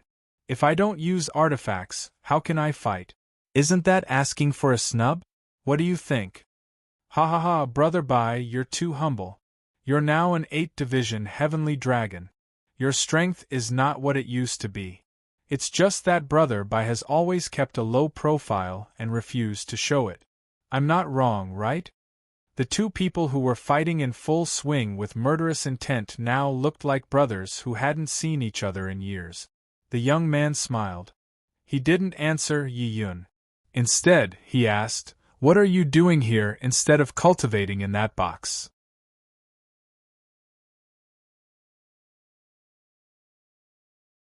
Chapter 13. Because of him? The young man looked back at Yi Fan and asked with a frown. That's right. Yi Yun took a deep breath and said slowly, I recently received news that in 3 days, the Yi family will face a great calamity. If things go wrong, they might even be wiped out. Wiped out?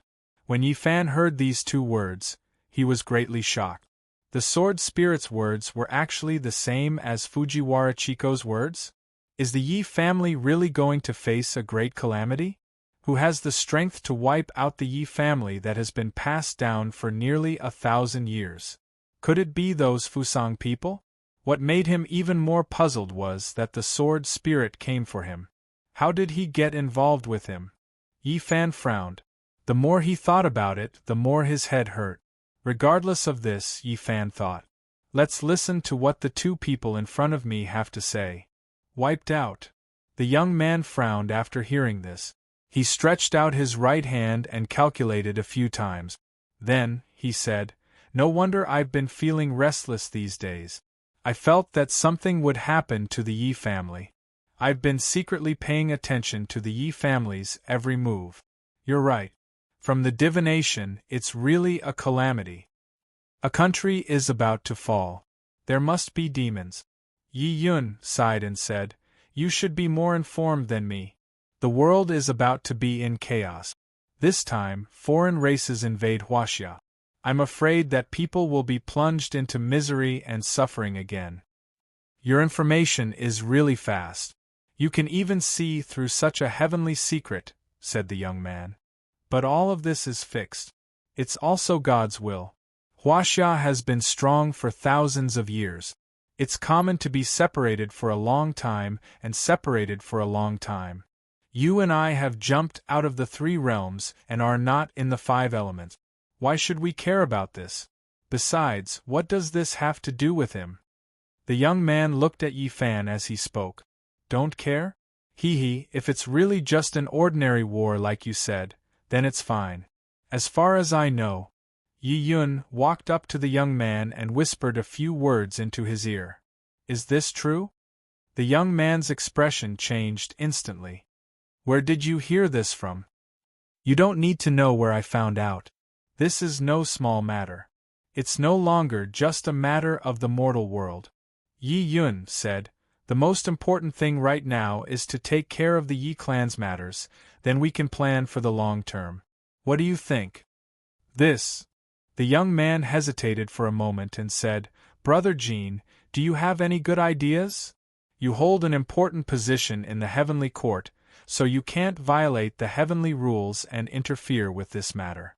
Although I've already left the heavenly realm, you should know," Yi Yun said as he pointed to the sky, "there are countless pairs of eyes watching me up there. I don't want to get into trouble. As the saying goes, whoever started the trouble should end it. The trouble caused by the Yi family should be dealt with by the Yi family. Don't you think so?" Yi Yun said as he stared at the confused Yi Fan. "Him?" The young man stared at Yi Fan, who was at a loss. "Him? He's Eldritch." Yi Yun looked at Yi Fan and said softly, "Eldritch?" The young man was shocked when he heard this, and his face was cloudy. "Back then, he and I hit it off and we were sworn brothers. After he scattered and self-destructed, I investigated for many years and found out that he was reincarnated in the Yi clan." Yi Yun mentioned this, and his thoughts were in a mess. The 6 paths of reincarnation are really cruel. It doesn't matter if you're a celestial being, a chicken, a duck, or an ant. Once you enter the cycle of reincarnation, all your memories of your previous life will be erased. Once you're impermanent, everything will come to an end. That's right. Why are you so sentimental? The young man said, "This is the heavenly Tao. You know it better than I do." Heavenly Tao?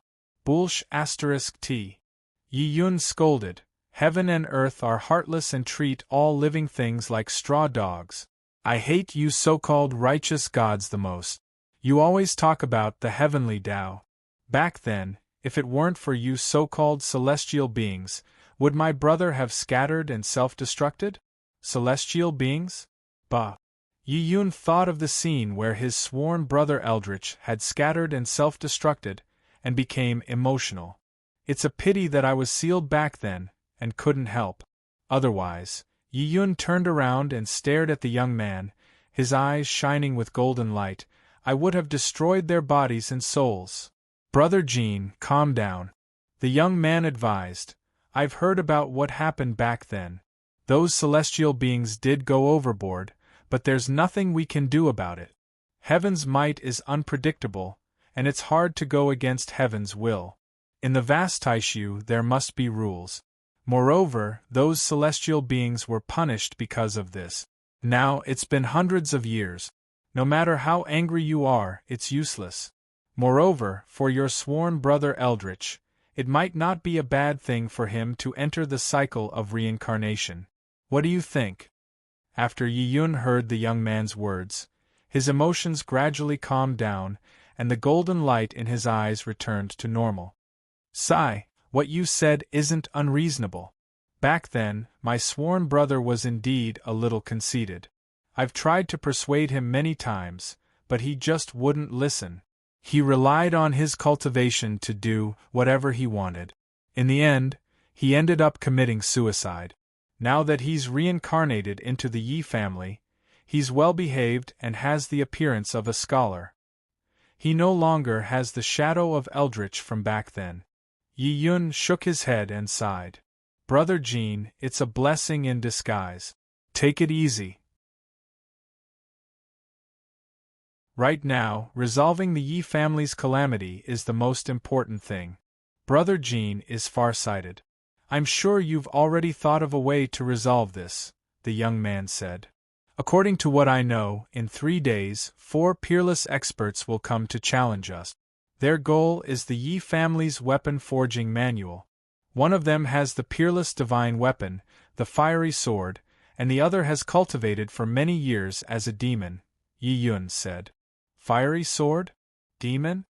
The young man frowned. "It's indeed troublesome. Brother Jean, do you have any countermeasures? If we want to deal with the fiery sword, we can only rely on him," Yi Yun said as he looked at Yi Fan. "On the way here, I've observed him. He's born with spiritual veins, and has an immortal bone. These are rare cultivation materials. Moreover, the snake's shadow sword in his hand is biting cold. It's the nemesis of the fiery sword. It's a pity that his cultivation is too low. Although he's born with spiritual veins, he's still young. There's only 3 days left. He definitely won't have enough time to cultivate normally, so, Yi Yun said with a smile. I want to help him open up all the meridians in his body and give him a few pointers. After all, he's the reincarnation of my sworn brother. No matter what, I can't embarrass him too much. This way, you and I won't have to personally take action. We won't violate the laws of heaven, and we can also solve the Yi family's problem. Isn't this the best of both worlds? Will this work? The young man said as he glanced at Yi Fan. He's immortal now. With just him alone. Of course it's not just him alone, Yi Yun said with a smile. You've protected the Yi family for so many years. You should know better than me that the Yi family is a place of hidden dragons and crouching tigers. Not to mention the strength of the Yi family's head, Yi Kong's ethereal sword technique is unparalleled in the world. Even the person at the top of the eagle's distress peak is not to be underestimated. Although the Yi family's rules are strict, at this critical juncture where the family is about to be exterminated, the rules aren't that important anymore, right? With these 4 people holding the fort, I believe that we can turn this misfortune into a blessing. You're talking about, the young man said as he pointed at the top of the mountain. Him? Yi Yun nodded. But will he take action? The young man asked with a frown. It shouldn't be a problem if you go and persuade him, Yi Yun said. Me? The young man asked. You're better at talking than me. It's better for you to go, Yi Yun said with a smile. Besides, you're someone from above. You have more influence than me. All right then, I'll give it a try, the young man said helplessly. As for the matter I told you just now, you must find a way to investigate it. This is no small matter, Yi Yun said. Don't worry about that. I'll find a way to inquire about it after returning to the heavenly court. If there's any news, I'll inform you in advance. If the demon realm and the immortal realm are really involved in this matter, I believe that the higher-ups won't ignore it, the young man said. I'll leave the heavenly realm to you. I'm more familiar with the demon realm, and I'm more well-informed. As for the human realm, it's not convenient for the 2 of us to get involved. After I help him open up his meridians, I'll return to the old place. If there's any news, you can find me there. There's no time to lose. Return to the heavenly court as soon as possible, Yi Yun said. All right, then I'll leave this place to you, Brother Jean. After the young man finished speaking, he turned to look at Yi Fan. You heard what I said just now. I don't need to say anything more. If you have any questions, you can ask him. This calamity is predestined. Whether or not you can survive it will depend on your luck. Take care of yourself. After the young man finished speaking, he flicked his sleeves and disappeared. Yi Fan's mind went blank as he listened to the conversation. It was as if he was listening to a heavenly book. From the conversation between the 2, he only understood 2 things. First, in his previous life, he was the eldritch they were talking about. He was the sworn brother of this sword spirit in front of him. From what they said, this eldritch was very powerful. In the end, he committed suicide. Second, there was an otherworldly expert on this Eagle Distress Peak. However, he had never heard anyone mention him before. That was all he knew. At this moment, Yi Yun turned around and slowly walked towards him. Yi Fan's face was nervous. He didn't know what to say. Pa! After Yi Yun walked to Yi Fan's side, he directly placed his hand on Yi Fan's shoulder and said one word, "Let's go." Whoosh! The 2 instantly disappeared. By the time Yi Fan reacted, the scene in front of him left him dumbfounded. He even began to wonder if he was in a dream. The whistling of the wind in his ears, the clouds flying past his feet, and the bright white Mingyu in the sky. All of this told him that he was riding the clouds. Looking to his side, He saw Yi Yun carrying the sandalwood box with a mischievous smile. He was looking at him as if he was a joke.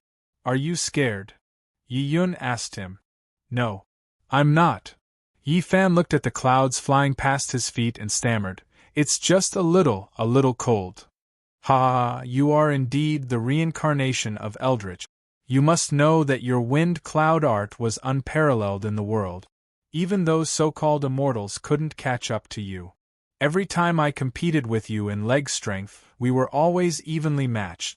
Recalling the scene in the past, Yi Yun lamented, "You don't have any spirit energy cultivation now.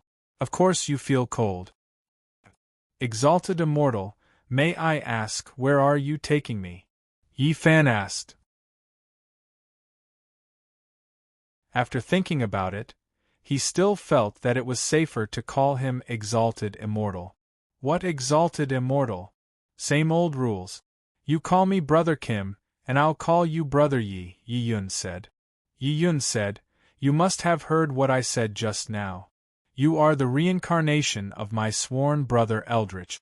For thousands of years I've made such a congenial friend, but I was forced to death by those bullshit immortals who only talked about benevolence, righteousness, and morality. Now that I know that you've reincarnated into the Yi clan, and that the Yi clan is facing a great disaster, how can I just watch you throw your life away? The place I'm taking you to now is your immortal's cave from back then. Not many people know about this place. You'll know when you get there," Yi Yun said as he slowed down. He was afraid that if he went too fast, he would hurt this reincarnated sworn brother of his. "Yes, Brother Kim," Yi Fan said.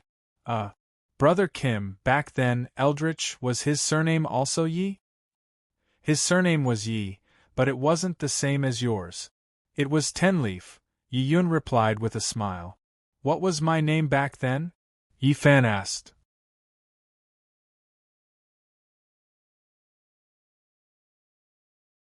Chapter 14. Yi Bufan? What a domineering name, Yi Fan thought. Although this name was only one word different from his current name, it sounded like the difference between heaven and earth. His name was ordinary, but his name from his previous life was so imposing. The difference of one word was poles apart. When he was born, his father, Yi Kong, had looked for the fortune-teller, divinator, to read his fortune. He remembered that divinator had pondered for a long time and told his father, Yi Kong, that this child had a kind nature in his previous life, but he had killed too many people. In this life, he was destined to be Bufan. He would either be a hero who saved the common people or a murderous demon king. Good and evil were separated by a single thought.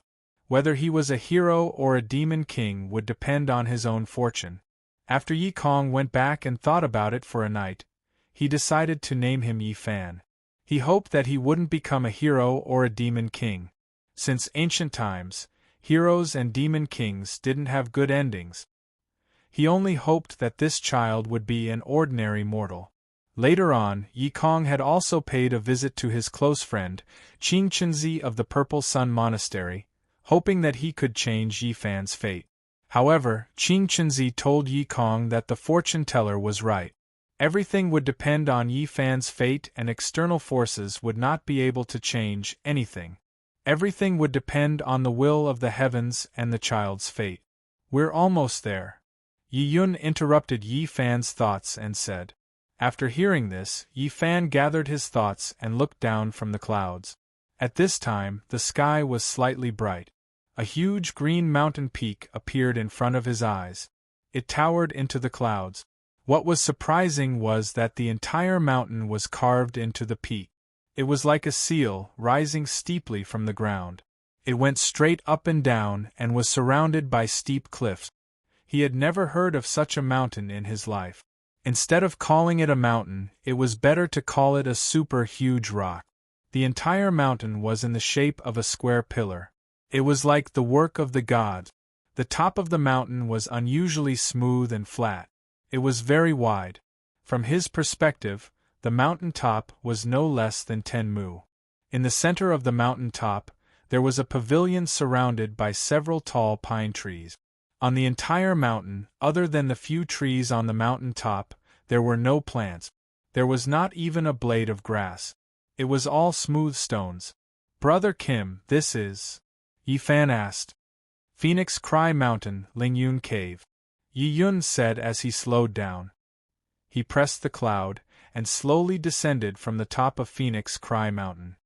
When they reached the halfway point of Feng Ming Mountain, Yi Yun stopped and waved his sleeve at the cliff. The cliff suddenly rumbled, and a stone door slowly opened. This stone door was completely natural, and from the outside, it was impossible to tell that it was a stone door. Follow me in, Yi Yun said as he floated into the cave with Yi Fan. When his feet landed on the ground, Yi Yun let go of Yi Fan's shoulder and waved his sleeve at the stone door. The stone door slowly closed. The moment the stone door closed, the entire cave was instantly filled with light, as if it was daytime. Only then did Yi Fan see the entire cave clearly. This cave was very big, ridiculously big. The cave was more than 300 meters deep and more than 10 meters tall. It was divided into 2 levels, and there was a stone staircase between the 2 levels. The cave walls were smooth, and there was a huge luminous pearl hanging from the ceiling. The light in the cave was emitted by it. The entire cave was like the human world. There were pavilions, streams, and a back garden. The garden was filled with exotic flowers and plants. There were small bridges and flowing water. Everything was there. It was like a paradise. You were the one who discovered this cave back then. After you renovated it, it became what it is now, Yi Yun said. This floor is the garden, and the upper floor is the living area. There's a bedroom, a study room, a bath, a kitchen, a wine cellar, a practice room for you to practice in seclusion, and an alchemy room. Go take a bath, change your clothes, and eat something. I have something to do. I will come back in 2 hours. I will help you open up your meridians and teach you a move. It should not be a problem for you to deal with the distant fire sword. After Yi Yun finished speaking, he turned and walked towards the stone door. He turned back at the stone door. That's right. There is a baihu in this garden. You saved it in the Great Snow Mountain of Tibet. After you reincarnated, it was guarding the cave. It is not here now. It must have gone out to gather herbs. It will take at least half a day and at most a few days. If it comes back later, you don't have to be afraid. Just tell it that I brought you here. After he finished speaking, he turned and left the cave. Baihu? Gathering herbs? Yi Fan was confused when he heard that. Talk to it? It was a baihu. He did not know the language of beasts. How could he tell it? Yi Fan walked towards the stairs and went up to the second floor while letting his imagination run wild. The second floor was the same size as the first floor. It was divided into more than 10 rooms of different sizes. The rooms were arranged in a picturesque disorder. They were of different sizes and were built in a circular shape. In the middle of the room was a huge stone table. Around the stone table were 13 stone chairs. There was also a golden luminous pearl hanging above the stone table. When Yi Fan saw this, he couldn't help but sigh. To dig out such a huge cave from the mountain peak and then carve out these pavilions and pavilions in the cave. Furthermore, they even directed water into the cave.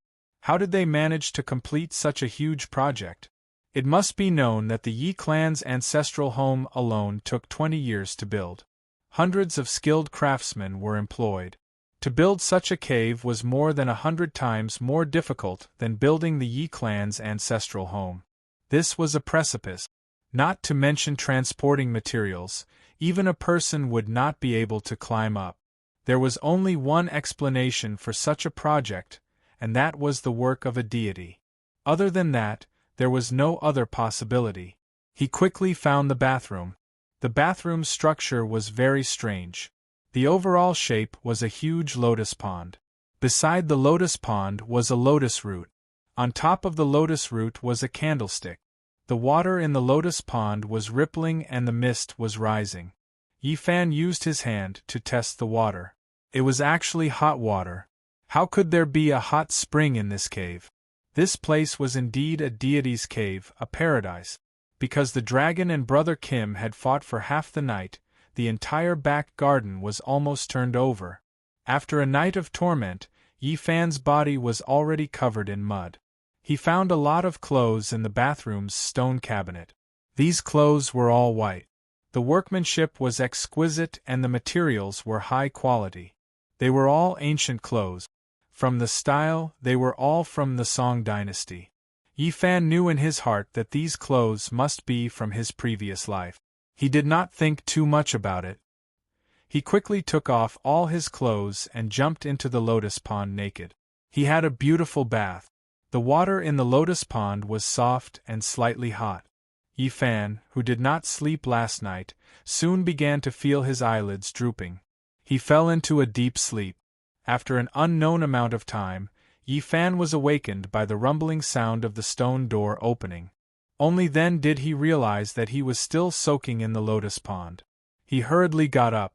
Brother Kim must have returned, but he actually fell asleep in the pond. It was really inappropriate. Yi Fan thought about it. He stood up and walked out of the lotus pond. However, the moment he stepped out of the lotus pond naked, the bathroom's stone door opened. A woman in black stood in front of him. Ah! The woman let out a sharp scream.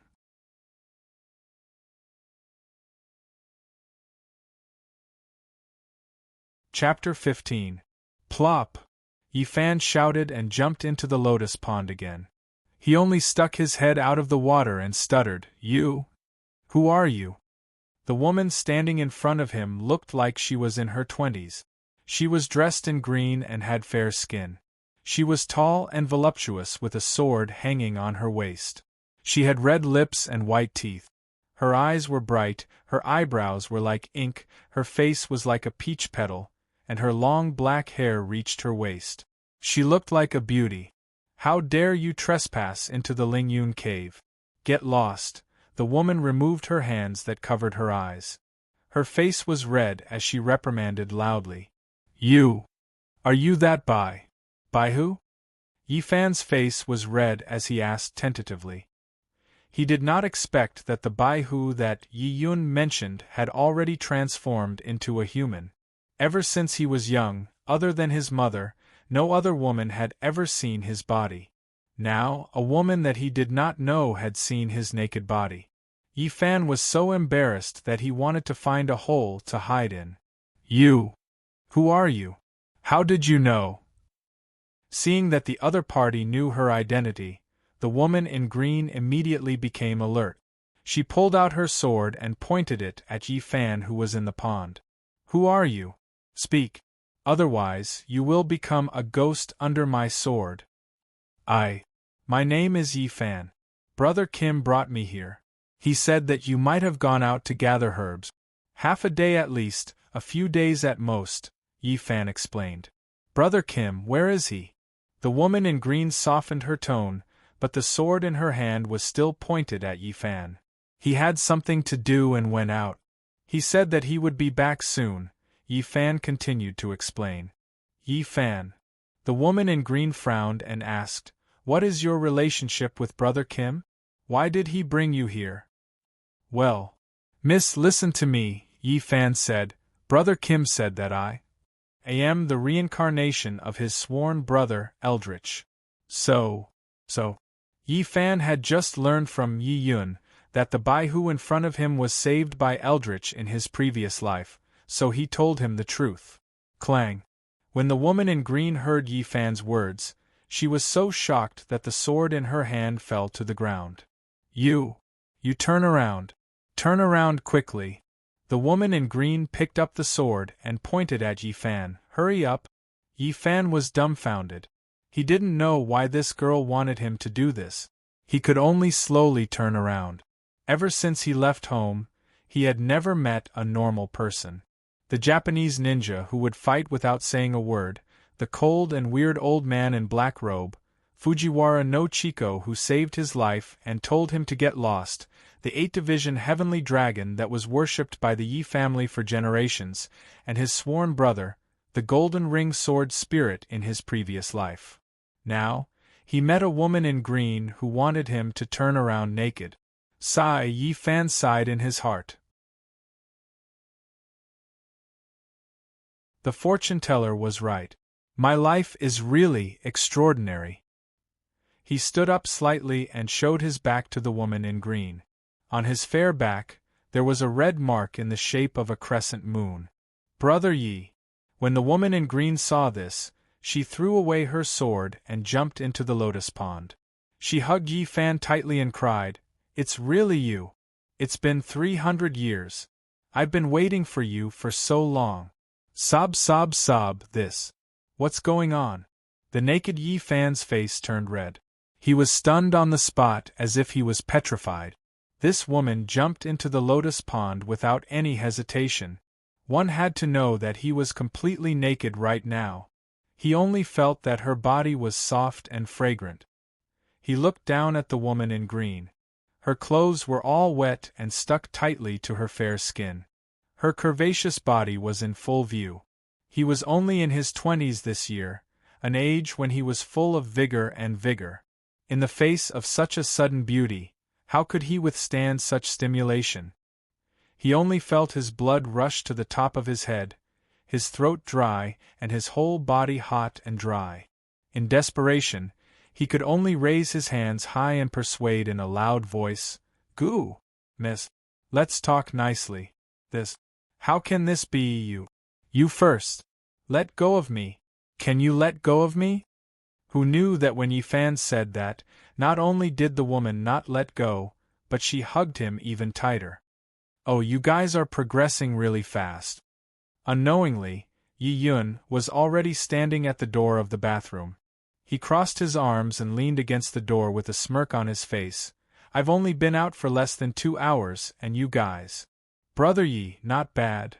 Jean. Brother Kim. Things. It's not what you think. Aya. Let go of me first," Yi Fan urged. "I won't." The woman in green wrapped around him like a snake and refused to let go. "You guys go ahead. I'll wait for you in the garden in an hour. There's still time. You guys can continue." Yi Yun left with a smirk. Brother Kim. Jean. Yi Fan felt that he couldn't clear his name even if he jumped into the Yellow River. This. Immortal fairy. Can you let go of me first? Men and women shouldn't touch each other. What kind of scandal is this? Yi Fan did not know what to do. Immortal fairy? The woman in green who was hugging Yi Fan's neck laughed through her tears. "You called me immortal fairy?" "Yes, immortal fairy. No matter what, you have to let me put on some clothes, right?" Yi Fan saw that calling her immortal fairy worked, so he continued to call her immortal fairy. "Tisk, it's not like I haven't seen it before. So every time you take a bath, I'm the one who scrubbed your back?" The woman in green said and let go of Yi Fan. "You take a bath first. I'll go prepare some dishes and wine. Brother Kim hasn't been here for a long time. It's rare for us to meet today. Let's talk while we eat." The woman in green smiled and walked out of the lotus pond. Yi Fan didn't dare to act rashly. He turned his head away with a red face. The woman in green's clothes were wet and almost transparent. He couldn't take advantage of her. By the way, the woman in green walked to the door and turned around. "My name is Zhao Wanting. In the future, you can call me Xiao Zhao like before." She then walked out of the bathroom. After the woman in green left, Yi Fan let out a long sigh of relief. It was said that women were fickle. Confucius once said that only women and vile people were difficult to deal with. This woman was crying her eyes out just now, but when he called her immortal fairy, she was in a good mood. Her tears turned into laughter. "Sigh, the ancients didn't lie to me." Yi Fan sighed. By the time Yi Fan finished washing up and changing his clothes, it was already an hour later. He purposely picked out a set of simple yet elegant clothes from a large pile of clothes and changed into them. What surprised him was that the clothes looked as if they were tailor-made and fit him perfectly. After tidying up, Yi Fan walked out of the bathroom and went to the garden on the lower floor. There was a pavilion in the middle of the garden. There were stone tables and stone stools. The stone table was already filled with delicacies. At this time, Yi Yun and Bai Hu were sitting opposite each other. It was unknown what they were talking about. Looking at Bai Hu, she was smiling with her head lowered. Yi Yun also laughed heartily from time to time. He seemed to be very happy. Bai Hu's eyes were sharp. She immediately saw Yi Fan walking over from not far away. It was fine if she didn't look, but when she saw him, she was immediately surprised and happy. She saw Yi Fan. He wore a white robe with golden threads inlaid with jade. He wore a bronze crown with 9 lotuses on his head. He wore dark green cloud boots on his feet and a jade belt on his waist. His face was as cold as jade and his eyes were as bright as the stars. His lips were red and his teeth were white. His hair and beard were like lacquer. He was really an elegant and handsome man. Ha ha ha! Yi Yun clapped and cheered. Brother Yi is indeed a dragon among men. Buffon's appearance is even more outstanding and suave than eldritch back then. Xiao Zhao did not wait bitterly for you for more than 300 years in vain. Back then, she was still worried that you would be a woman after reincarnating. Now, it seems like she worried too much. After saying that, Yi Yun glanced at Bai Hu. That Bai Hu blushed and looked extremely charming. I've made a fool of myself in front of Brother Kim. Yi Fan sat down at the stone table as he spoke. He heard the conversation between Yi Fan and Sky Dragon in the Yi family's ancestral home. He knew that Brother Kim was extremely righteous and valued relationships. He even treated Eldritch with sincerity. Now Yi Fan already treated him as a real big brother. Therefore, he was no longer so reserved. Come. Brother Yi, it's rare for the 3 of us to get together today. Let's put other matters aside for now. Today, let's drink 1,000 cups and get drunk. Yi Yun was in a good mood. He raised his cup and said loudly, Brother Kim. It's not that I'm a party pooper, but today, the Yi family is facing a calamity, and my grandfather is also. I really don't have the mood. I really don't have the mood to do that. I hope Big Brother Jean won't take offense. Yi Fan said. What he said was the truth. Who would still have the mood to drink when facing a calamity? Oh, I see. Yi Yun put down his cup and smiled. It seems like I was careless. You are now a member of the Yi family. Of course, you are worried about the safety of the Yi family.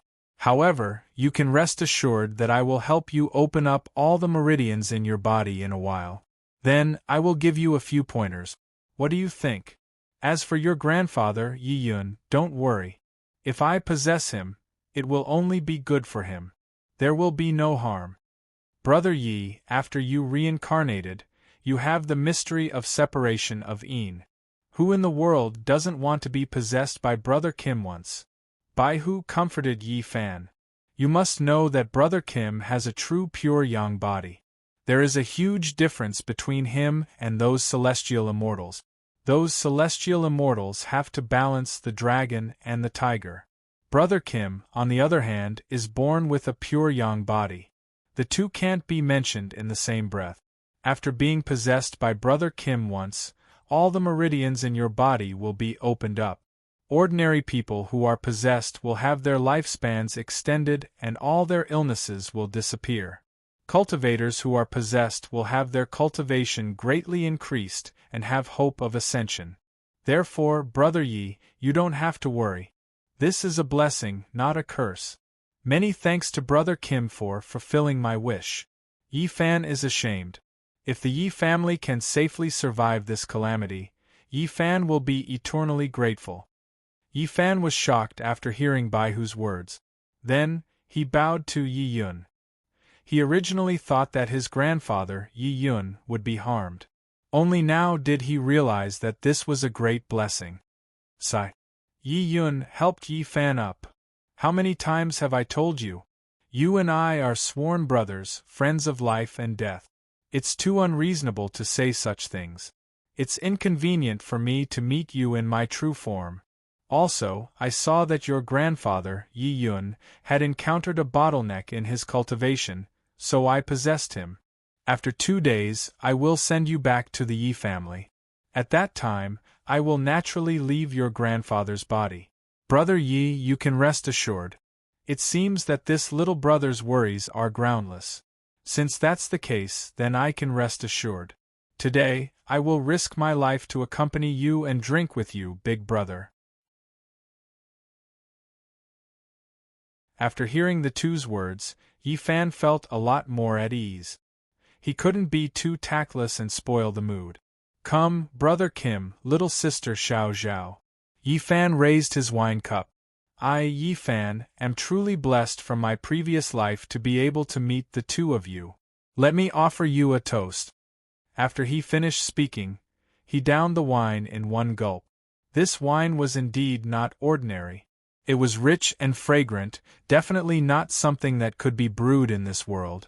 Ha ha ha ha, good good good. Delightful, delightful. Yi Yun laughed heartily. After downing the wine in his cup, he once again filled Yi Fan's cup to the brim. Brother Yi is indeed a straightforward person. As expected of my sworn brother, you speak straightforwardly and never beat around the bush. Delightful, delightful. Although this little sister can't hold her liquor well, today is the first time we've met after more than 300 years. Today, this little sister will go all out and drink 1,000 cups with you, brother Yi. That Baihu also raised her head and downed the wine in her cup. Xiao Zhao, you don't have to force yourself. Don't reveal your true form and scare brother Yi. Right now, he is Yi Fan, not Eldritch. In a moment, if brother Yi drinks too much, you still have to take care of him. Yi Yun said with a mischievous smile. Brother Kim, don't worry. I know what I'm doing. That Baihu smiled. How can I be rude? Come, brother Yi, let me offer you another toast. You're tuning in to the Phoenix Knights YouTube channel. Don't forget to subscribe and join us on this journey to catch the most captivating stories.